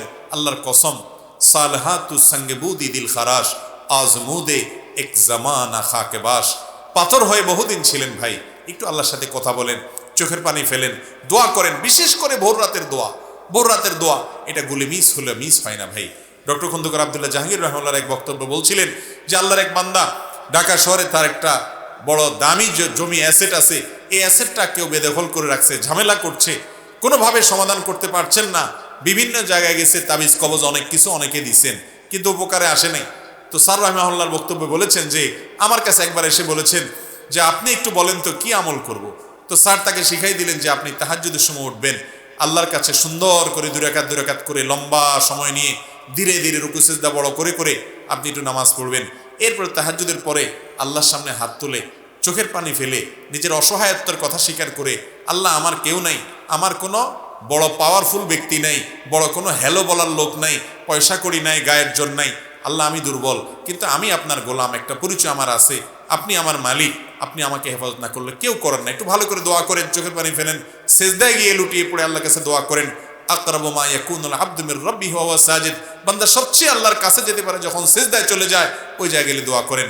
লোকটা সেভাবে দোয়া করলেন। স্যার রাহিমাহুল্লাহ তার বক্তব্যে বলেছেন যে কিছুদিন পরেই সে লোকটা আমার কাছে এসে বললেন যে আল্লাহ রাব্বুল আলামিন আমাকে অলৌকিকভাবে, অবিশ্বাস্যভাবে আমাকে আল্লাহ তাআলা আমার এই বিপদ থেকে উদ্ধার করে দিয়েছেন এই দোয়ার মাধ্যমে। আমরা দোয়া করবো না আল্লাহর কাছে ইনশাআল্লাহ? দোয়া আজকে বিদায় হয়ে গেছে ভাই, দোয়া আমরা এখন আর করি না। উঠতে বসতে মুখে দোয়া তো পড়বই, আর বিশেষভাবে আল্লাহর কাছে লম্বা সময় নিয়ে একটু কথা বলবো। প্রতিদিন একটা বার অন্তত আল্লাহর সাথে একটু কথা বলতে হবে, চেষ্টা করবো না আমরা সবাই ইনশাআল্লাহ? আল্লাহ তাআলা আমাদের সবাইকে তৌফিক দান করুন। দোয়ার ক্ষেত্রে কোরআন এবং হাদিস যে ফরম্যাট শিক্ষা দিয়েছে, সেই ফরম্যাটের দোয়াগুলোকে আপনি যদি করেন সবচেয়ে বেটার, সবচেয়ে উত্তম, কবুল হওয়ার সবচাইতে বেশি সম্ভাবনা, কারণ এই ফরম্যাটটা স্বয়ং আল্লাহর পক্ষ থেকে প্রাপ্ত, রাসূল আকরাম সাল্লাল্লাহু আলাইহি ওয়াসাল্লামের তরফ থেকে প্রাপ্ত। নবীজির সেখানে দোয়াগুলো বেশি বেশি পড়বেন। আমরা অনেক সময় দেখি বিভিন্ন ওজিফার বই পড়ে অনেক মহিলারা, মা বোনরা, দাদি চাচিরা, অনেক মুরব্বীরা, এই সমস্ত ওজিফার বইতে যেসব দোয়া লেখা আছে, এই দোয়াগুলো না কোরআনে বর্ণিত না হাদিসে বর্ণিত। এমনিতে যে কোনো ভাষায় দোয়া করা যায়, আপনি আল্লাহর কাছে বাংলা দোয়া করলেও আল্লাহ কবুল করবেন। আপনার মনে মনে কি বলছেন সেটাও আল্লাহ তাআলা বুঝেন, ওই হুজুর দোয়ার মায়ের প্যাচ বুঝে আপনি বুঝেন না, তারপরও আল্লাহ তাআলা আপনার দোয়া কবুল করবেন। আপনি গুনাহগার, আপনার দোয়া কি কবুল হবে? এই চিন্তা করে যারা দোয়া থেকে দূরে থাকছেন, নিশ্চিত থাকেন আপনাকে দূরে রাখছে স্বয়ং ইবলিস। কারণ ইবলিস জানে দোয়ার মাধ্যমে আপনি পাতাল থেকে আকাশে উঠে যাবেন, দোয়ার মাধ্যমে আপনি জাহান্নামী থেকে জান্নাতি হবেন, দোয়ার মাধ্যমে আপনার সাথে আল্লাহর সম্পর্ক গাঢ় হবে, দোয়ার মাধ্যমে আপনার ঈমান মজবুত হবে, দোয়ার মাধ্যমে আপনার ইবাদত প্রকৃত অর্থে ইবাদত হবে। এই জন্য ইবলিস আপনাকে দোয়া থেকে দূরে রাখানোর জন্য, দোয়া থেকে মাহরুম করার জন্য, বঞ্চিত রাখার জন্য আপনাকে নিরাশ করে দেয়, বলে যে না তোর দোয়া কি কবুল হতে, এত পাপ করছস, এত গুনাহ করছস, তোর দোয়া কি কবুল হবে? এরকম ইবলিস বলে কি বলে না? একটা ঘটনা আপনাদেরকে বলি। মিস্টার ইবলিস, শয়তান, সে যত খারাপ, আমরা কেউ কি এত খারাপ হইতে পারবো? কথা বুঝেন নাই? আমরা যত খারাপ হই ইবলিসের চাইতে বেশি খারাপ হতে পারবো? সেই ইবলিস যখন আল্লাহ রাব্বুল আলামিন তার উপরে অসন্তুষ্ট, রাগান্বিত, আদমকে সিজদার নির্দেশ করার পর সে ডিনাই করেছে, আল্লাহর সামনে সরাসরি বিদ্রোহ করেছে, আল্লাহর হুকুমকে লঙ্ঘন করেছে। এই মুহূর্তে আল্লাহর রাগান্বিত অবস্থায় সে আল্লাহর কাছে দোয়া করে বসছে। ইবলিস দোয়া করছে, বুঝেন কি দোয়া করছে? যে আল্লাহ আমাকে আনজিরনি ইলা ইয়াউমি ইউবআসুন, আল্লাহ আমাকে সুযোগ দেন, আমার হায়াতটা বাড়ায় দেন, কিয়ামত পর্যন্ত যেন মরণ না হয়, শয়তানি যাতে কিয়ামত পর্যন্ত করতে পারি, হায়াতটা বাড়ায় দেন। এ দোয়া কে করছে? ইবলিসে। কার কাছে করছে? কোন টাইমে করছে? আল্লাহর রাগের সময়। আল্লাহর অবাধ্য হয়েছে, সামনে বেয়াদবি করেছে, হুকুম লঙ্ঘন করেছে। আল্লাহ তাআলা তো চাইলে তাকে চরম শাস্তির মধ্যে তখনই ফেলতে পারেন। ওই রাগের মুহূর্তে পর্যন্ত আল্লাহর কাছে সে দোয়া করে বসছে। মজার বিষয় হলো সাথে সাথে আল্লাহ দোয়া মঞ্জুরও করছে। মঞ্জুর করছেন না করেন নাই? এরপরের আয়াত কি? ইন্নাকা মিনাল মুনজারিন, যাও তোমাকে ছাড় দিলাম, সুযোগ দিলাম, তুমি কিয়ামত পর্যন্ত হায়াত পাইবা, তোমার মৃত্যু আসবে না। সবাই মরবে, মানুষ মরবে, তুমি মরবা না, তুমি কিয়ামত পর্যন্ত বেঁচে থাকবা। তাহলে ইবলিস যদি আল্লাহর রাগের সময় আল্লাহর কাছে দোয়া করে সাথে সাথে দোয়া মঞ্জুর করাইতে পারে, আপনার আমার দোয়া কবুল হবে কি হবে না? ইনশাআল্লাহ। এরপরে যদি কেউ আল্লাহর কাছে দোয়া করতে ইতস্তত বোধ হয়, যদি দোয়া করতে দ্বিধা হয়, যদি দোয়া করতে সংশয় হয়, তার চাইতে কপাল পড়া আর কেউ হতে।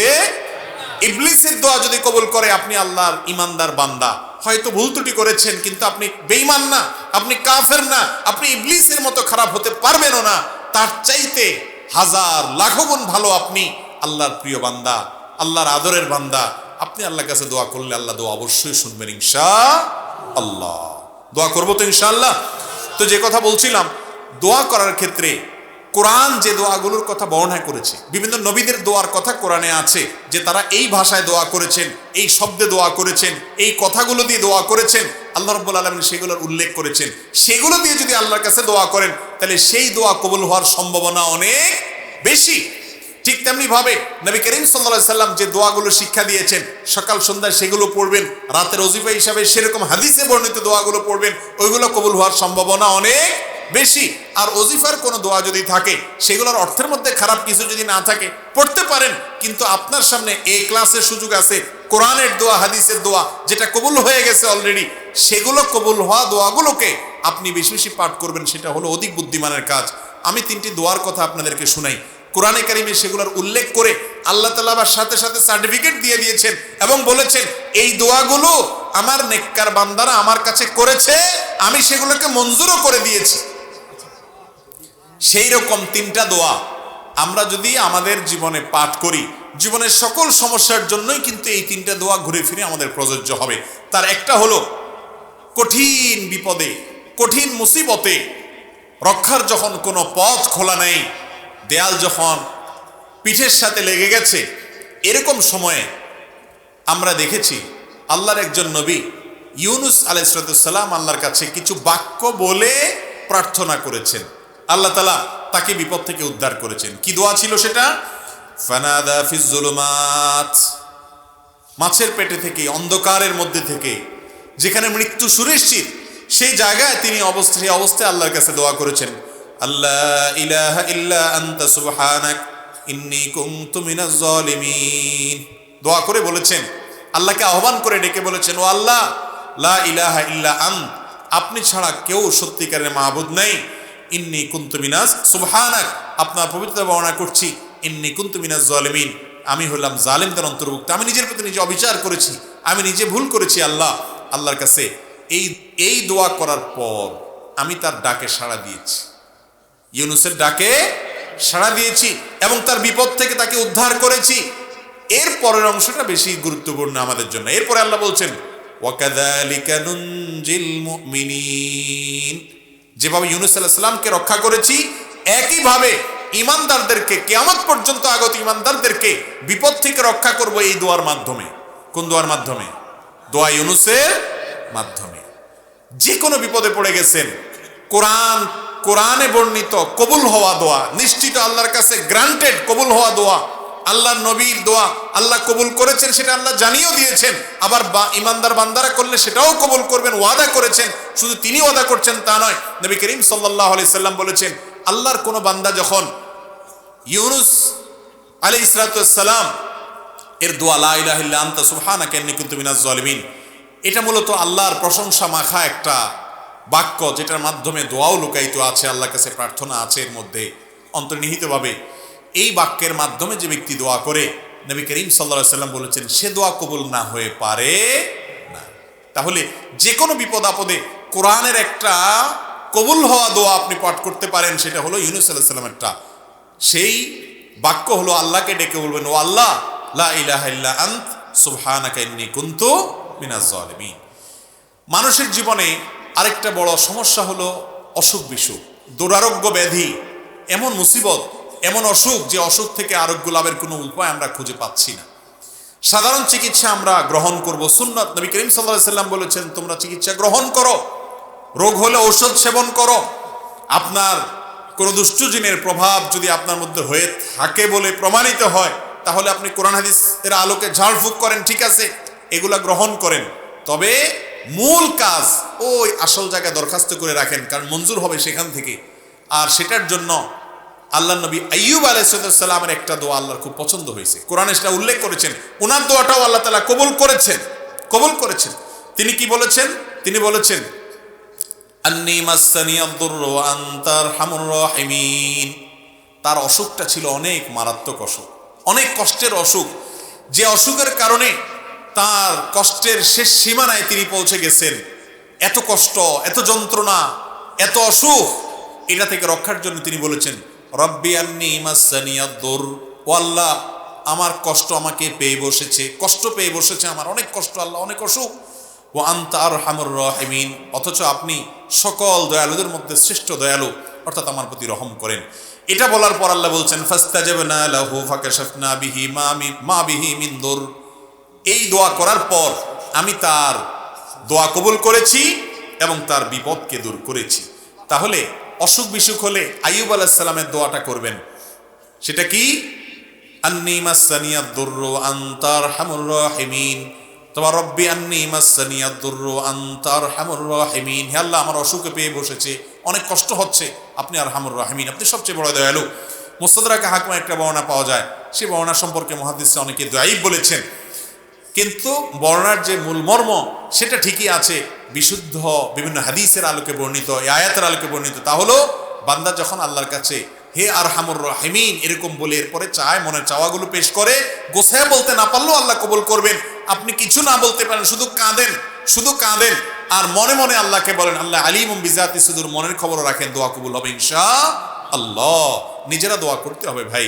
আপনার ঘরবাড়ি উদ্বোধন করবেন, গাড়ি উদ্বোধন করবেন, যাই করবেন, সব কিছুতে ওই দোড়ার জন্য হুজুর ভাড়া করতে হবে, এই নির্দেশ কোরআন হাদিস কোথাও দেয় নেই।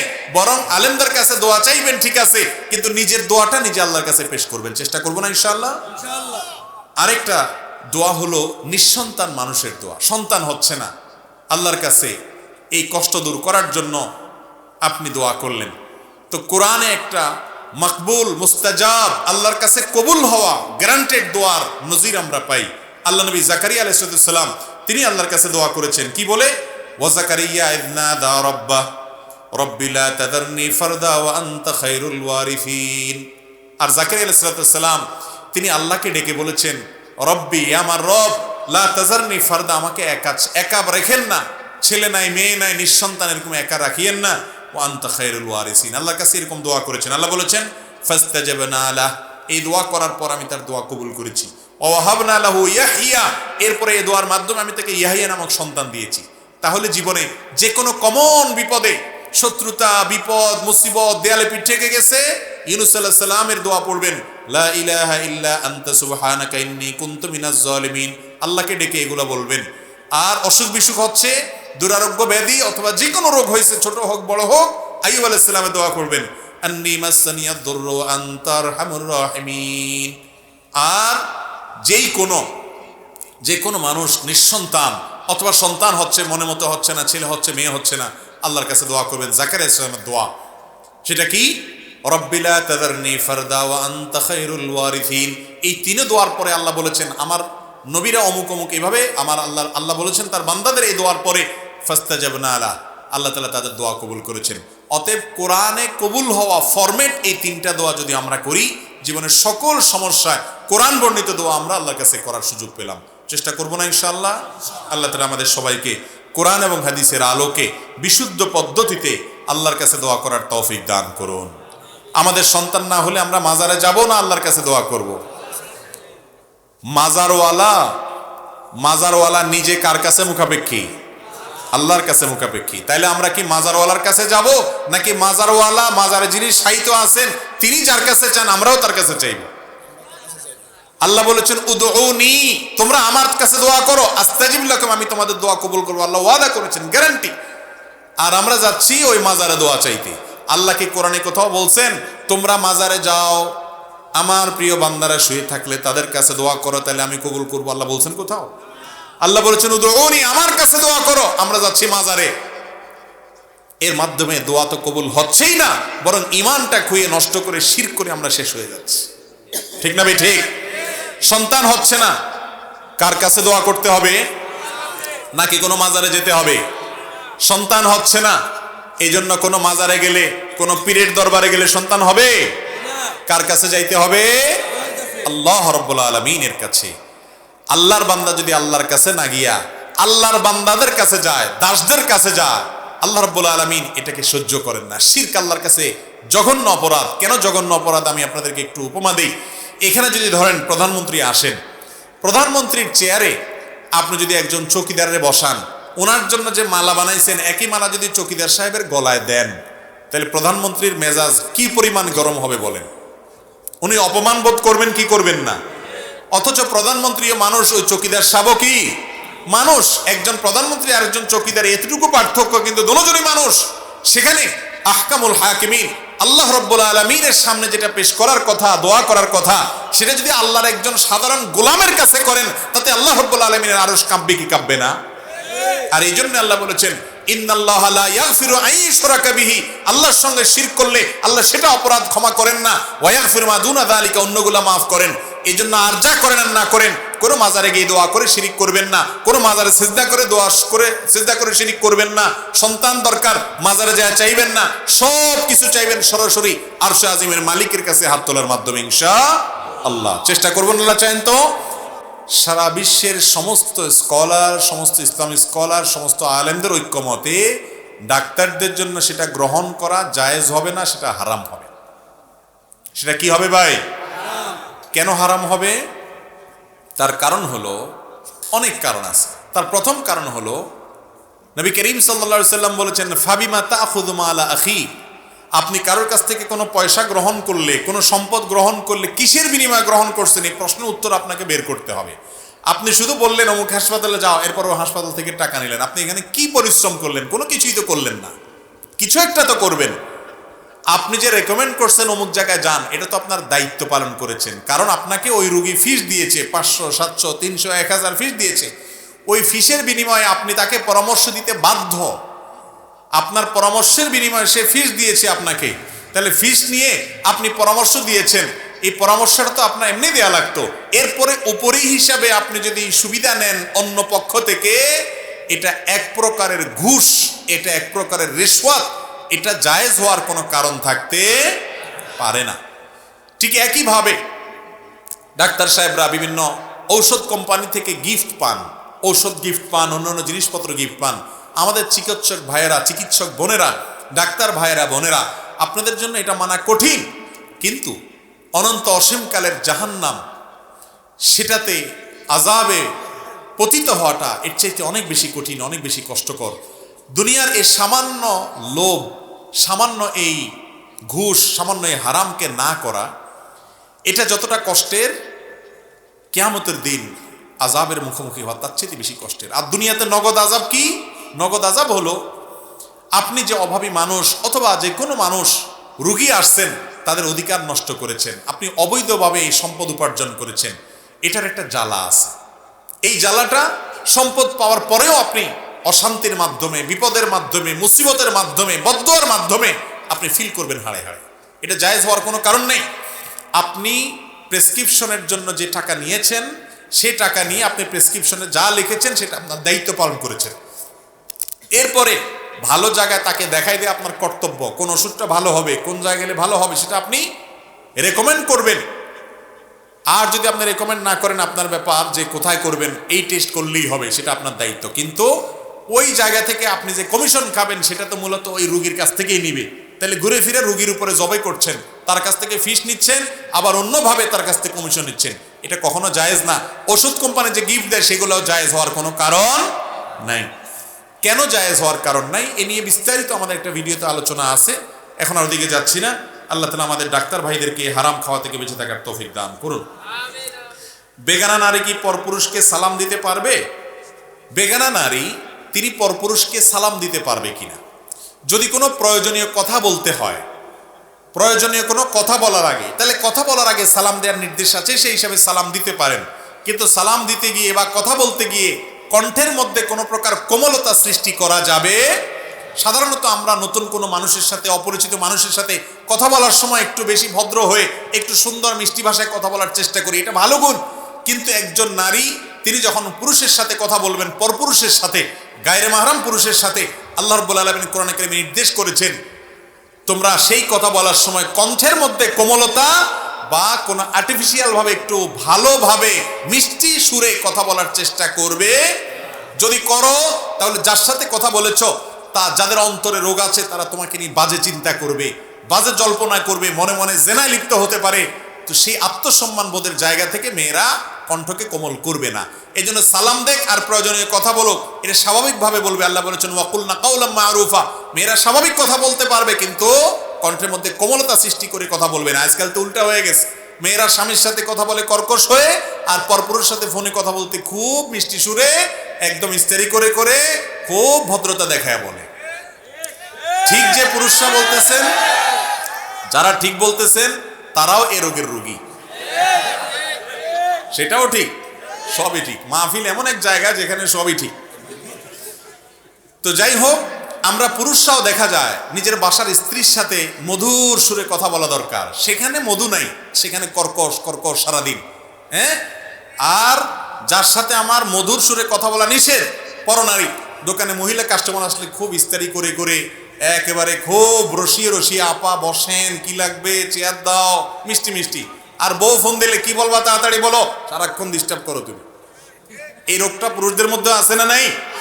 এটা করা যাবে না। মেয়েরা পুরুষের সাথে কথা বললে সেই কথাটা হবে প্রয়োজনীয় কথা, খাজুরিয়া আলাপ না। আর দ্বিতীয়ত হলো প্রয়োজনীয় কথাটা হবে একান্ত স্বাভাবিক সুরে। সে স্বাভাবিক সুরে কথা বলার আগে সালামও দিতে পারে। এমনি শুধু দেখা হইলে সালাম দিবি কিনা কোনো পরনারী পরপুরুষকে, এই ব্যাপারে সৌদি আরবের সাবেক গ্র্যান্ড মুফতি শেখ আব্দুল আজিজ বিন আব্দুল্লাহ বিন বাজ রাহিমাহুল্লাহ তিনি বলেছেন সালাম দিতে পারবে। অনেক ওলামায়ে কেরাম নিষেধ করেন যে এখন ফিতনার সময় সালাম দিতে গেলে এরপরে সালামের পরে কালাম হবে, কালাম থেকে আরো কত কিছু হতে পারে, সেজন্য শুধু সাক্ষাৎ হলে সালাম অ্যাভয়েড করবে গায়রে মাহরামকে। এটা অনেক ওলামায়ে কেরাম রেকমেন্ড করেছেন। কথা কি বুঝাইতে পারছি? তো পর্দার বিষয়টা শরীয়ত আমাদেরকে খুব গুরুত্বের সাথে বলেছে। বিশেষ করে ফেসবুকে যারা আছেন, ছেলে হোক আর মেয়ে হোক, পুরুষ হোক আর মহিলা হোক, ফ্রেন্ড লিস্টে যদি আপনি ছেলে হন তাহলে কোনো মেয়েকে অযথা সালাম দিতে যাবেন না। আবার কোনো মেয়ে আছেন সে ছেলে বন্ধুকে অযথা সালাম দিতে, কারণ ফেসবুকের বন্ধু হলো 2 নম্বর বন্ধু। এটা হলো কাগজে বাঘের মতো, কাগজে ফুলের মতো। নিজের বাপমার খোঁজ খবর নাই, ফুফু চাচা, চাচাতো ভাই বোনের খোঁজ খবর নাই, আত্মীয় স্বজন যাদের সাথে সম্পর্ক রক্ষা করা ফরজ সেখানে খোঁজ খবর নেই, জীবনে কথা বলার টাইম নেই আপনার। আর সেখানে আপনার 5000 বন্ধু, 5000 বন্ধু, সব ফেক বন্ধু। 5000 লোকের হক আদায় করা সোজা কাজ নাকি? তো এগুলা করতে যাবেন না। বিশেষ করে মেয়েদের সাথে ফেসবুকে বন্ধুতা করে আজাইরা আলাপ, কেমন আছেন, কি খাইছেন, বাড়ি কোথায়, কি স্ট্যাটাস, কি আছে কি না আছে, এগুলা শয়তানের ফাঁদ ভাইরা আমার, এগুলা শয়তানের ফাঁদ। মনে রাখবেন, এরপরে আপনি কোথায় চলে যাবেন, কত নিচে নামবেন, কত গুনাহে লিপ্ত হবেন নিজেও জানেন না। দুনিয়াও ধ্বংস হবে, আখিরাতও ধ্বংস হবে। বেঁচে থাকার চেষ্টা করবো না ইনশাআল্লাহ। এরপরে প্রশ্ন, বিভিন্ন শিক্ষা প্রতিষ্ঠানের ছাত্র ছাত্রীর অনুপস্থিত থাকলে জরিমানা নেওয়া হয়, এই টাকা কোন খাতে ব্যয় করবে এবং এই অর্থ দিয়ে শিক্ষকের বেতন দেওয়া যাবে কিনা?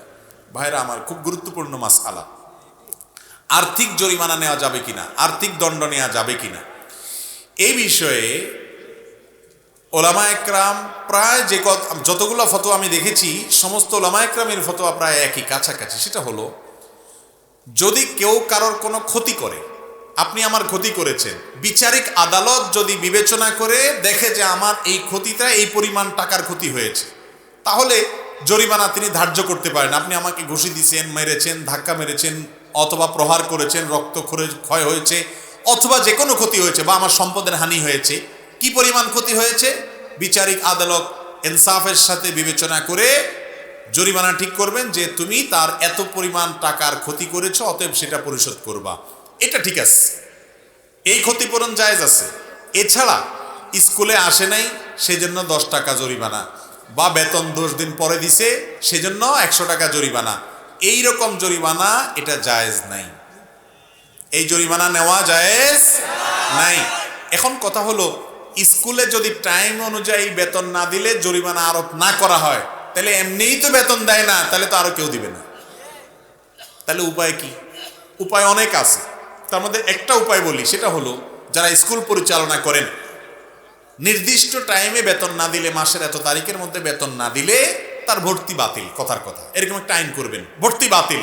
এরপরে পুনরায় ভর্তি করতে হলে 100 টাকা ফি দিতে হবে। যে 100 টাকা জরিমানা নিতেন ওইটাকে ভর্তির ফি হিসাবে নেন, তাহলে সেটা আপনার জন্য হালাল হবে। কথা কি বোঝাতে পারছি? আপনি বলবেন ঘুরে এগারে একই তো হলো, না, এক না। জেনা এবং বিবাহ দুই জায়গাতেই টাকা দেয়া হয়, এক জায়গায় মোহর দেওয়া হয়, আরেক জায়গায় পারিশ্রমিক দেওয়া হয়। দেখতে একই মনে হয়, কিন্তু একটা হালাল আরেকটা হারাম। কোরআন হাদিস যেই পদ্ধতি এলাও করেছে ওই পদ্ধতি হালাল। আপনি জরিমানা নিতে পারেন না।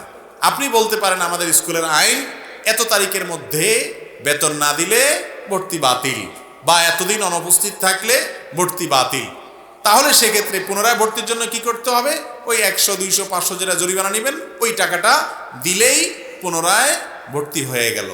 তো এরকম করে আরো অনেক পদ্ধতি আছে, যে পদ্ধতিতে আপনি এই সিস্টেমটাকে লাইনে আনতে পারেন যাতে করে কেউ দেরিতে বেতন না দেয়, কিন্তু আপনি জরিমানা আরোপ করার সুযোগ নাই। এখানে কোনো কোনো ক্ষেত্রে জরিমানার মধ্যে সুদ হওয়ার সম্ভাবনা থাকে, আবার কোনো কোনো ক্ষেত্রে ওই যে হাদিসে আসছে ফাবিমা তাখুযু মালা আখিক, নবী সাল্লাল্লাহু আলাইহি ওয়াসাল্লাম বলেছেন তুমি তোমার ভাই থেকে, একজন মুসলমান থেকে কিসের বিনিময়ে টাকাটা নিচ্ছ, এর উত্তর তোমাকে খুঁজে বের করতে হবে। টাকার জন্য সম্পদ পেতে হলে তোমাকে কিছু দিতে হবে, তুমি কি দিয়েছো? ভুলের কারণে শাস্তি হতে পারে, সে শাস্তি আর্থিক এরকম দণ্ডের মাধ্যমে এই জাতীয় কাজে জায়েজ নাই। স্ত্রী রাগ হয়ে স্বামীকে তালাক দিয়েছে, কিন্তু স্বামী তালাক বা ডিভোর্স গ্রহণ করে নাই, কিছুদিন পর দুই পরিবার মিল হয়ে আবার সংসার করছে, এই বিষয়ে হুজুরের মতামত কি? প্রথম কথা হলো আর তালাক বির রিজাল, তালাক দিবে পুরুষরা, মহিলারা না। এখন আজকাল মহিলারাও তালাক দেয়। মহিলারা অর্পিত তালাক গ্রহণ করতে পারে, স্বামীকে তালাক দিবে না। কোনো মহিলা যদি তার স্বামীকে বলে তোমাকে আমি তালাক দিলাম, 1 তালাক, 3 তালাক, আরো কিছু বলে, কিয়ামত পর্যন্ত এইভাবে, এই ভাষা খেয়াল করেন, এইভাবে যদি বলে স্ত্রী স্বামীকে যে হে স্বামী তোমাকে আমি ডিভোর্স দিলাম, তালাক দিলাম, তালাক হবে না। স্ত্রী যদি বলে আমি তালাক গ্রহণ করলাম নিজের প্রতি, অর্পিত তালাকের পাওয়ার বলে, কাবিননামা 18 নম্বর কলামে লেখা আছে বরণ পোষণ না দিলে, বনিবর না হলে, জুলুম করলে, অবিচার করলে, হান এটা করলে, তখন স্ত্রী নিজের প্রতি, নিজের নফসের প্রতি তালাক গ্রহণ করতে পারবে, তালাক দিবে না। এখানে মায়ের প্যাচ আছে। এই জন্য তালাকের মাসআলা কোনো আলেমের কাছ থেকে এইরকম কোনো প্রশ্নোত্তর থেকে শুনে আপনি সিদ্ধান্ত নেবেন না। ইন্ডিভিজুয়াল তালাকের মাসআলা কোনো আলেমের সাথে সাক্ষাৎ করে, কোনো দারুল ইফতাতে, ফতোয়া বিভাগে, মাদ্রাসা, বড় কোনো আলেমের কাছে গিয়ে খুলে বলে তারপরে জানবেন। কারণ এখানে অনেক ফাঁকফোকর থাকে, অনেক কোয়েরি থাকে, যেগুলো আলেম সাহেব আপনার কাছে করবেন। আমি শুধু মূলনীতি বললাম, এই মূলনীতির আলোকে আপনি আবার তালাকের ফতোয়া দিতে যাবেন না বা ফিট করতে যাবেন না। বাকি কথা হলো তালাক যদি একজন দেয়, ধরুন স্বামী স্ত্রীকে তালাক দিলে, বা স্ত্রী অর্পিত তালাকের যে পাওয়ার আছে সেটা ব্যবহার করলো সঠিক নিয়মে, যদি করে সেটা অপরপক্ষ জানা ছাড়াও তালাক হয়ে যাবে। অনেকে বলে স্বামী তালাক দিয়েছে স্ত্রীকে, স্ত্রী জানে না। স্ত্রী জানা জরুরি না, স্বামী যদি তালাক উচ্চারণ করে থাকে মুখে, তালাক হয়ে যাবে স্ত্রী না জানলেও। অত্যন্ত জটিল একটা বিষয়। হ্যাঁ, এটার কার্যকর সামাজিকভাবে হওয়ার জন্য প্রচলিত আইনে কিছু ধারা আছে, কিছু প্রসেস আছে, সেগুলো আরেক জিনিস। এরপরে প্রশ্ন হলো, কোন যুবক মুসল্লি নামাজে জোরে আমিন বলল, নামাজ শেষে কিছু মানুষ তার সাথে খারাপ আচরণ করলো, এখন সে মসজিদে যায় না, এর দ্বারা কে গুনাহগার হবে? আল্লাহ তাআলা মাফ করুন। কোন যুবক মসজিদে যদি জোরে আমিন বলে, তাকে যদি কেউ সেজন্য ধমক দেয় এবং এর কারণে যুবক যদি মসজিদ থেকে দূরে সরে যায়, যিনি ধমক দিয়েছেন কাল কিয়ামতে তাকে জবাবদিহি করতে হবে এর জন্য।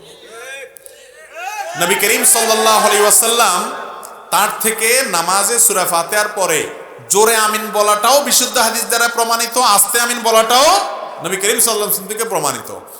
তো কেউ জোরে আমিন বলার উপরে যদি আমল করে, সেই মর্মে হাদিস আছে, একটা হাদিসের উপর আমল করেছে সেই লোক, সে জোরে আমিন বলাতে হয়তো আপনার অ্যাটেনশন, আপনার অভ্যস্ত না জোরে আমিন শুনতে, আপনার হঠাৎ করে মনোযোগে ব্যাঘাত হয়েছে বা আপনার অসুবিধা ফিল হয়েছে, সেজন্য আপনি তাকে ধমক দিতে পারেন না। সে একটা হাদিসের উপর আমল করেছে, তাকে বের করে দিতে পারেন না। আবার একইভাবে যিনি জোরে আমিন বলছেন তিনি যদি মনে করেন যে আস্তে আমিন বললে নামাজ হবে না, ভুল, কারণ আস্তে আমিন বলার কথাও হাদিসে আছে। আর যেখানে জোরে আমিন বললে আশপাশে মানুষ তারা অভ্যস্ত না, তারা এটাকে ভালোভাবে নেয় না, সেখানে আপনি আস্তে আমিন বলেন। সেখানে জোরে আমিন বলার কারণে সমাজে বিশৃঙ্খলা হবে, আপনি নিজে মনে কষ্টের মধ্যে পড়বেন। নিজেকে মনে কষ্টর মধ্যে এভাবে ফেলার কোনো বিশেষ গুরুত্ব, বিশেষ প্রয়োজন নাই, অন্তত এরকম যেখানে এটার কারণে ঝামেলা তৈরি হবে সেই জায়গায়। কথা কি বুঝাতে পারছি? কিন্তু আমাদের সমাজে বড় দুঃখের কথা, যুবক ভাইয়েরা কেউ মসজিদে আসছেন, নামাজ পড়ছেন, তিনি হয়তো রফে দান করেন, আমিন জোরে বলেন, এটার সপক্ষে দলিল আদিল্লাহ সপক্ষে বিপক্ষে আছে, অনেক বিতর্কের বিষয়, সেটা তো আরেক আলোচনা। কিন্তু নামাজ তো পড়ছে সে, তাকে যদি ধমক দিয়ে মসজিদ থেকে দূরে সরায় দেন, তাতে শয়তান সবচেয়ে বেশি খুশি হবে। ঠিক না ভাই? ঠিক। কারণ এই যুবক মসজিদে আসছে, আপনি অ্যাপ্রিসিয়েট করা উচিত। হাক বুকে বাঁধক আর নাবের নিচে বাঁধক, আমিন জোরে বলুক আর আস্তে বলুক, যুবক যে মসজিদে আসছে এটাই তো আনন্দের বিষয়। অতএব তাকে অ্যাপ্রিসিয়েট করা উচিত। আল্লাহ তাআলা আমাদেরকে প্রত্যেকটা কাজ সুন্নাহ সম্মতভাবে করার তৌফিক দান করুন। নামাজের পর ইমামের সাথে সম্মিলিত মোনাজাত কি দোয়ার অন্তর্ভুক্ত? এ বিষয়ে আমরা কিছু আলোচনা আজকের বক্তব্যের মধ্যে বলে ফেলেছি, তারপরেও সংক্ষেপে একটু বলি, যেহেতু প্রশ্ন এসেছে। আমাদের নবী করিম সাল্লাল্লাহু আলাইহি সাল্লাম নামাজের পর দুদিক সালাম ফিরানোর পর ইস্তেগফার পড়তেন 3 বার, আস্তাগফিরুল্লাহ আস্তাগফিরুল্লাহ আস্তাগফিরুল্লাহ। বুখারীতে আব্দুল্লাহ ইবনে আব্বাস রাদিয়াল্লাহু তাআলা বর্ণিত হাদিস দ্বারা বোঝা যায় তাকবীরের কথাও, আল্লাহু আকবার বলার কথাও। আর সালাম ফিরানোর পর বহু হাদিস দ্বারা প্রমাণিত যে তিনি পড়তেন আল্লাহুম্মা আনতাস সালাম ওয়া মিনকাস সালাম তাবারাকতা ইয়া যাল জালালি ওয়াল ইকরাম। এর ছাড়াও আয়াতুল কুরসি, সূরা ইখলাস একবার, সূরা ফালাক একবার, সূরা নাস একবার, লা ইলাহা ইল্লাল্লাহু ওয়াহদাহু লা শারীকা লাহু লাহুল মুলকু ওয়া লাহুল হামদু আলা কুল্লি শাইইন কাদির এটা একবার, আল্লাহুম্মা আইন্নি আলা যিকরিকা ওয়া শুকরিকা ওয়া হুসনি ইবাদাতিকা এটা একবার। তারপর লা ইলাহা ইল্লাল্লাহু ওয়াহদাহু লা শারীক লা ইলাহা ইল্লাল্লাহু লাহুল মুলকু লা ইলাহা ইল্লাল্লাহ ওয়া লা না'বুদু ইল্লা ইয়্যাহ লাহুন নি'মাতু ওয়া লাহুল ফাদলু ওয়া লাহু সানাউল হাসান। এরকম অনেকগুলো দোয়া এবং জিকির নবী করিম সাল্লাল্লাহু আলাইহি ওয়াসাল্লাম নামাজের পরে করতেন। এগুলো আপনাদের সবার মুখস্থ আছে না? যাদের এই যেগুলো বলছে এগুলো সব মুখস্থ আছে একটু হাত তোলেন। নামান 10-15টা হাত উঠছে মাত্র। আর নামাজের পরে সবাই মিলে হাত তুলে দোয়া করার ব্যাপারে যে অভ্যাস এবং এই আমলটা, এটা মোটামুটি সবার মধ্যে আছে, তাই না?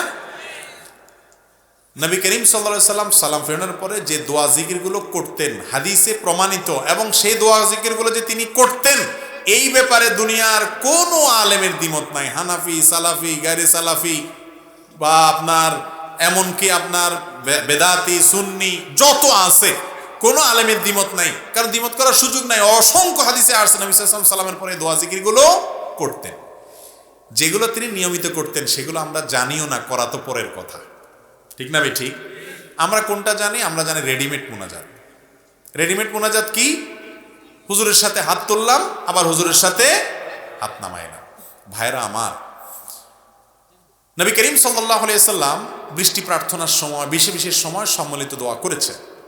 কোন কোন হাদিস থেকে বোঝা যায় কিছু মানুষ একত্রিত হলে তাদের একজন দোয়া করলে সবাই বাকিরা আমিন আমিন বলে দোয়া কবুল হয়, এরকমও হাদিস আছে। কিন্তু 5 ওয়াক্ত নামাজের পরে নবী করিম সাল্লাল্লাহু আলাইহি সাল্লাম সাহাবীদের সাথে হাত তুলে তাদেরকে সাথে নিয়ে তিনি দোয়া করছেন, অন্যরা আমিন আমিন বলছে, আমরা যেভাবে করি আর কি, এইভাবে দোয়া করছেন বা এইভাবে দোয়া করতেন, এরকম কোন হাদিস আমার জানা মতো নাই। ওলামা কেরাম কেউ জানা থাকলে বলেন। হাদিস জোড়াতালি দিবেন না, জোড়াতালি দিলে বহুত কিছু করা যাবে। জোড়াতালি দিতে হবে কেন ভাই? যারা হাদিস সম্পর্কে ন্যূনতম ধারণা আছে, ন্যূনতম ধারণা, তারা জানেন নবী করিম সাল্লাল্লাহু আলাইহি সাল্লামের জীবনের সামান্য একটা ছোট্ট একটা কাজ করলেও সেটা হাদিসে এসে গেছে। আসছে না? আসে নাই? এক যুদ্ধে ফজরের পরে তিনি বিড়বিড় করে মুখে নিজে নিজে ঠোঁট নেড়ে একটা দোয়া পড়তেছিলেন, কিছু একটা বলতেছিলেন। সাহাবীরা সাথে সাথে ধরে পড়ছেন, ইয়া রাসূলুল্লাহ আপনি কি বলছেন, আস্তে আস্তে আমাদেরকে একটু শিখিয়ে দেন। এ হলো সাহাবীরা। সেখানে হাজার হাজার সাহাবীদেরকে সাথে নিয়ে মসজিদে নববীতে তিনি 10 বছর ইমামতি করেছেন। কয় বছর? 10 বছরে কমের পক্ষে 18,000 ওয়াক্ত নামাজ পড়াইছে। কত ওয়াক্ত? তারপরে আবু বকর, ওমর, ওসমান, আলী রিদওয়ানুল্লাহি তাআলা আজমাইন, এই 4 খলিফা মিলে আরো 30 বছর পড়াইছে। তাহলে 18 এই 10 আর 30-এ 40। তাহলে এই 40 বছরে 10 বছরে যদি 18,000 হয়, তাহলে এটারে প্রায় 4 দিয়ে গুণ দেন। 70,000-এর বেশি ওয়াক্ত নামাজ মসজিদে নববীতে হয়েছে 4 খলিফা এবং রাসূল আকরাম সাল্লাল্লাহু আলাইহি সাল্লাম। বুঝেন, 70,000 75,000 বা কম বেশ এই পরিমাণ সংখ্যকবার নামাজ হয়েছে, সেটা কি গোপনে হয়েছে না প্রকাশ্যে হয়েছে? মসজিদে নববীতে জামাত কি গোপনে গোপনে হয়েছে? উনি একা পড়ছেন, সবাই সামনে পড়েন নাই? যদি তারা সাহাবীদেরকে নিয়ে নামাজের পরে হাত তুলতেন, সবার সাথে হাত তুলতো, এভাবে আমাদের মতো রেডিমেড মোনাজাত যদি করতেন, 70, 75 হাজার, 80,000 বারের কাছাকাছি সংখ্যক বার পর্যন্ত যদি এইরকম ঘটনা ঘটতো, একটা হাদিসে উল্লেখ থাকতো কি থাকতো না? একটা কেন, হাজার হাজার হাদিসে থাকতো। ঠিক না ঠিক? যারা হাদিস সম্পর্কে ন্যূনতম ধারণা রাখেন তারা জানেন, একবার নবীজি সাল্লাল্লাহু আলাইহি সাল্লাম সামান্য কোনো কাজ করেছেন, থুতু ফেলেছেন, সেটার বিবরণ পর্যন্ত হাদিসে আসছে না আসেনি? ব্যক্তিগত কাজ, স্ত্রী সহবাস, টয়লেটের ভিতরে কিভাবে পরিচ্ছন্ন হবেন, সেই বিষয়গুলো পর্যন্ত হাদিসে আসে না আসে নাই? তাহলে নামাজের মতো এরকম ইবাদত সবার সামনে ইমামতি করে পড়েছেন, যদি তিনি সাহাবীদেরকে নিয়ে এইভাবে ট্র্যাডিশনাল দোয়া করতেন, সেটা হাদিসে অবশ্যই একটা নয় অসংখ্য হাদিস আসতো যে কান নবী সাল্লাল্লাহু আলাইহি সাল্লাম ইয়ারফাউ ইলাইহি বিদুআ বাদা সালাত ওয়া নাহনু নারফাউ আইদিনা, এই জাতীয় এই টাইপের হাদিস আসতো। সাহাবীরা বলতেন নবীজি সালাম ফেরানোর পরে 2 হাত তুলে দোয়া করলেন, আমরা সবাই তার সাথে হাত তুলে দোয়া করলাম। একটা নয়, হাজার হাজার হাদিস আসতো, শত শত হাদিস আসতো। ঠিক না ঠিক? কিন্তু সেরকম হাদিস তো পাওয়া যায় না।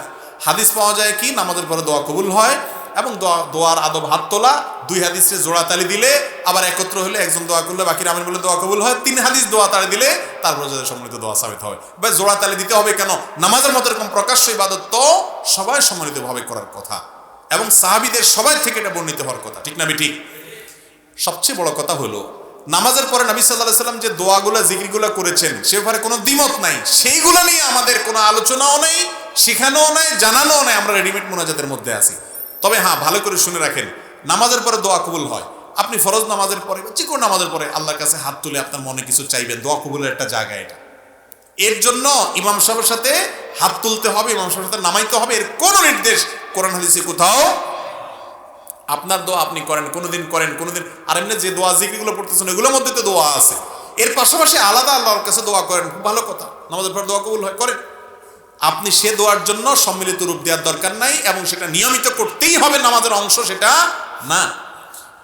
মুফতি ফয়জুল্লাহ রহিমাহুল্লাহ, মেখল মাদ্রাসার প্রতিষ্ঠাতা, হাটহাজারীর সাবেক গ্র্যান্ড মুফতি, এদেশের সবচেয়ে বড় আলেমদের মধ্য থেকে একজন ছিলেন, অনেক আগে দুনিয়া থেকে চলে গেছেন। এই বিষয়টা নিয়ে তিনি সারা জীবন সংগ্রাম করেছেন, বোঝানোর চেষ্টা করেছেন। তার সন্তানরা আজ এটা বুঝতে চায় না, দুঃখ লাগে। আল্লাহ তাআলা আমাদেরকে সুন্নতকে বুঝার তৌফিক দান করুন। তবে ভাইয়েরা আমার, কোনো এলাকাতে ইমাম সাহেবের সাথে মুসল্লিরা মুনাজাত করতে অভ্যস্ত সম্মিলিতভাবে, সেখানে আপনি ইমাম সাহেবকে বা মুসল্লিদেরকে বিরক্ত করে অথবা এটা নিয়ে গন্ডগোল ফাসাদ করে, ঝামেলা তৈরি করে, ফিতনা তৈরি করে, সেখানে মারামারি বাধাই দিলেন, হুলস্থুল বাধাই দিলেন বা 2টা গ্রুপ করে ফেললেন, এটা কিন্তু কোনো অবস্থাতে জায়েজ। আপনি নামাজের পরে দোয়া দুরুদগুলো জানেন, সেগুলো পড়েন, কিন্তু এটা নিয়ে গ্যাঞ্জাম ফাসাদ করে, বিশেষ করে মসজিদ আলাদা করা, গ্রুপ আলাদা করে ফেলা, এই কাজগুলো ইসলামে কখনো জায়েজ নাই। আমরা সুন্নতের কথা মানুষকে বলবো, ভাই আপনি সম্মিলিত মুনাজাত করেন আর একত্র আলাদা মুনাজাত করেন বা না করেন সেটা পরের কথা। নামাজের পরে দোয়া জিকিরগুলো নবীজি সারা জীবন যেগুলো পড়তেন সেগুলো আপনি শিখেন। অন্তত 60 বছরের মুসলমান, 70 বছরের মুসল্লি, আপনি জানেন না নবী সাল্লাল্লাহু আলাইহি ওয়াসাল্লাম নামাজের পরে কি কি দোয়া জিকির পাঠ করতেন? দুঃখজনক না বিষয়টা? কেন এটা হয়েছে? ওই যে যেখানে সুন্নত নাই সেখানে বহু সুন্নত ছুটে যাবে। আল্লাহ তাআলা আমাদেরকে বুঝার তৌফিক দান করুন।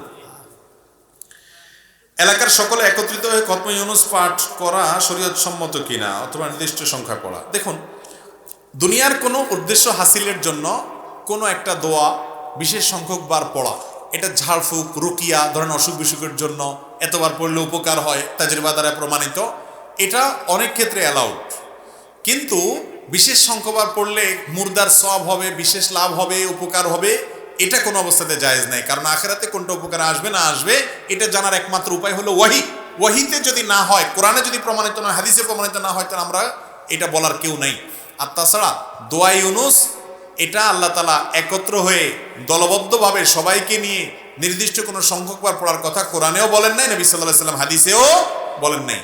এটা বিপদগ্রস্ত ব্যক্তি পড়বে, কয়েকজন বিপদগ্রস্ত সবাই মিলে পড়বে, এখানে সবাই মিলে একসাথে বসে এতবার পড়তে হবে এরকম কোনো বাধ্যবাধকতা নাই।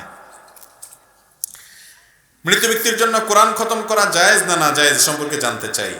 ভাই, মৃত ব্যক্তির জন্য আপনি বিভিন্ন আমল করতে পারেন, সে ব্যক্তির জন্য দোয়া করবেন। সবচেয়ে বড় আমল হলো মুর্দার জন্য কি করতে হবে? আল্লাহ আপনি তাকে মাফ করে দেন, এভাবে দোয়া করবেন। এর পাশাপাশি মৃত ব্যক্তির জন্য আল্লাহর কাছে আপনি দান করবেন, আল্লাহ দানের সওয়াব তাকে দেন। তার পক্ষ থেকে উমরা করবেন, তার পক্ষ থেকে হজ করবেন, এগুলো সওয়াবের কাজ। কিন্তু মৃত ব্যক্তির জন্য আপনি লোক ভাড়া করে কোরআন পড়াতে পারেন না। কোরআন আপনি নিজে তেলাওয়াত করে এর সওয়াবটা তার উদ্দেশ্যে যদি দিতে চান হাদিয়া, সেটাও অনেক উলামা ইকরামের ফতোয়া আছে, জায়েজ আছে। অনেক উলামা ইকরাম নিষেধ করেন, মুখতালাফি। কিন্তু আপনি নিজে করেন, লোক ভাড়া করে যদি আপনি কোরআন শরীফ পড়ান, কোরআন মাজিদ পড়ান মুর্দার জন্য, এবং সেই লোকের আপনি টাকা দেন, 10 জন মিলে পড়ে কোরআন খতম করে, এইটার ব্যাপারে এই কয়দিন আগে দারুল দেওবন্দ থেকে ফতোয়া প্রকাশিত হয়েছে যে এটা হারাম, এটা জায়েজ হওয়ার কোনো কারণ না, এটা না জায়েজ, এটা না জায়েজ। কারণ হলো ভাই, আখিরাতের কোনো কাজ করে তার বিনিময়ে নেওয়া জায়েজ, মুর্দার জন্য দোয়া করাটা আখিরাতের দোয়া। আমি প্রায় সময় বলি, আপনার মরা বা মৃত মা বাবার জন্য কোনো হুজুর ভাড়া করে যদি দোয়া আপনার কোরআন শরীফ পড়ান, তাহলে সেক্ষেত্রে আমসালা দুইটাই যাবে আপনার। আমসালা বুঝেন? আমসালা মানে সওয়াবটা তো যে পড়ে সে পায় সব সময়, যদিও টাকার জন্য পড়লে ওই লোকও সওয়াব পাবে না, আপনিও পাবেন না। কারণ আল্লাহ বলেছেন লাইসা লিল ইনসানি ইল্লা মা সাআ, মানুষ যা নিজের জন্য করে সেটা সে বিনিময় পাবে, আরেকজনেরটা পাবে না। তাহলে সওয়াব পাইলে যে পড়ে সে পাবে। আপনি পয়সাও দিলেন, তাহলে আপনার পয়সাও গেল, সওয়াবও পেলেন না, আমও গেল, সালাও গেল। কিন্তু এটা আমাদের দেশে এমন প্রতিষ্ঠিত, বলার মতো না। আমরা এগুলো থেকে বের হয়ে আসতে হবে। মুর্দার জন্য দোয়া করতে হবে কোরআন হাদিসের পদ্ধতি অনুযায়ী। আল্লাহ তাআলা আমাদেরকে বুঝার তৌফিক দান করুন। ফজরের নামাজের সালামের পর ব্যক্তিগত আমল যেমন তাসবিহ, দোয়া, দুরূদ, এগুলোর গুরুত্ব বেশি নাকি জামাতবদ্ধভাবে তালিম করার গুরুত্ব বেশি? একটু আগে আমরা এটার উত্তর দিয়ে ফেলেছি। মসজিদ, মাদ্রাসা, স্কুল, কলেজ বা অন্য কোনো প্রাইভেট বা সরকারি প্রতিষ্ঠান ভাড়া বা ফ্রি হিসাব ব্যবহার করার শরীয়ী বিধান কি বা জায়েজ আছে কিনা? সবগুলা গোলাই ফেলছেন প্রশ্নকারী ভাই। মসজিদ এক জিনিস, আর স্কুল, কলেজ বা সরকারি প্রতিষ্ঠান আরেক জিনিস। মসজিদে যদি কোনো দিনই কাজ করা হয়, সওয়াবের কাজ করা হয়, ঠিক আছে, আপনারা 10 জন মানুষ একটা ভালো কাজ করলেন, কোনো এখানে দুনিয়াবি কোনো ধান্দা নাই, ব্যবসা বাণিজ্যের কোনো লাভ মানে পয়সা কোনো ব্যাপার নাই, এটা জায়েজ আছে। আর যদি সেখানে বসে দুনিয়াবি কোনো কাজ করেন, ব্যবসায়িক মিটিং করেন, তাহলে সেটা জায়েজ নাই, গুনাহ। আর মাদ্রাসা একই কথা প্রযোজ্য। সেখানে যিনি ওয়াকফ করছেন মাদ্রাসা, সেখানে দ্বীনি শিক্ষা দেওয়ার জন্য দেওয়া হয়েছে, সেখানে বসে কোনো ভালো কাজের পরামর্শ হতে পারে, ভালো কাজের শিক্ষা দীক্ষা হতে পারে। দুনিয়াবি কোনো ধান্দা সেখানে বসে করলে যিনি ওয়াকফ করেছেন তার উদ্দেশ্যের বিপরীত, সেটা জায়েজ হবে না। স্কুল, কলেজ বা সরকারি বা বেসরকারি প্রতিষ্ঠান যদি হয়, সেই প্রতিষ্ঠানের মালিক পক্ষের অনুমতি নিয়ে আপনি কিছু করতে পারেন, কোনো অসুবিধা নেই। কিন্তু মালিক পক্ষের অনুমতি নেওয়া ছাড়া আপনি যদি 2 নম্বর পথে কোনো কিছু করেন, যে তত্ত্বাবধায়ক আছে ওকে ম্যানেজ করে করলেন, ওকে কিছু পয়সা দিয়ে করলেন, তাহলে সেটা করে কোনো কাজ করা সেখানে জায়েজ হবে না। অতএব এ ব্যাপারে দায়িত্বশীল হতে হবে। সরকারি প্রতিষ্ঠান ব্যবহার করার জন্য, সরকারি এই প্রতিষ্ঠানের দেখভাল করার যিনি দায়িত্বে আছেন তার পারমিশন নিয়ে যে কোনো কাজ করতে পারেন, কিন্তু অসৎ উপায়ে কোনো কাজ করলে সেটা জায়েজ হবে না। তাহিয়াতুল মসজিদ ওয়াজিব না সুন্নাত না মুস্তাহাব, দয়া করে বলবেন।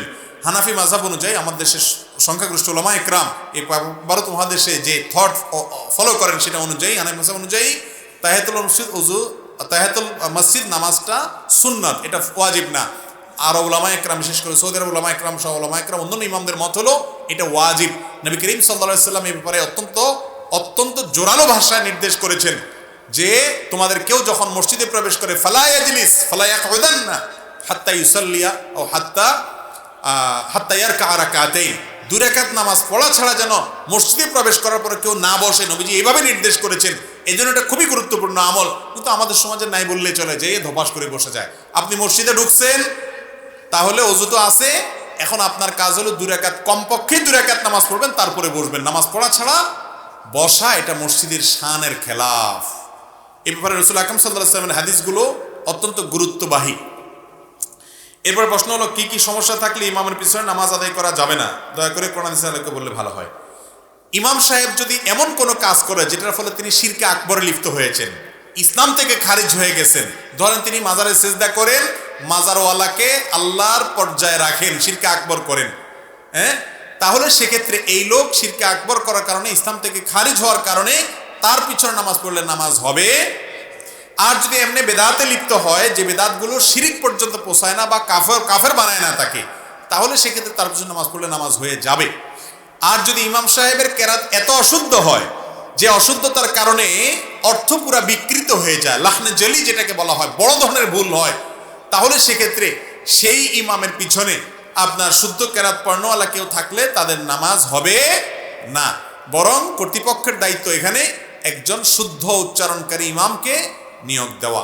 ইমাম সাহেব যদি কোনো ভুলভাল কাজ করেন, উল্টাপাল্টা করেন, গুনাহ করেন বা অন্য কোনো কিছু করেন, তাহলে সেই ইমামের পিছনে নামাজ পড়লে নামাজ হয়ে যাবে, কিন্তু কর্তৃপক্ষ এরকম মানুষকে ইমাম হিসেবে নিযুক্ত করা তাদের জন্য জায়েজ নাই, তারা ভুল কাজ করে।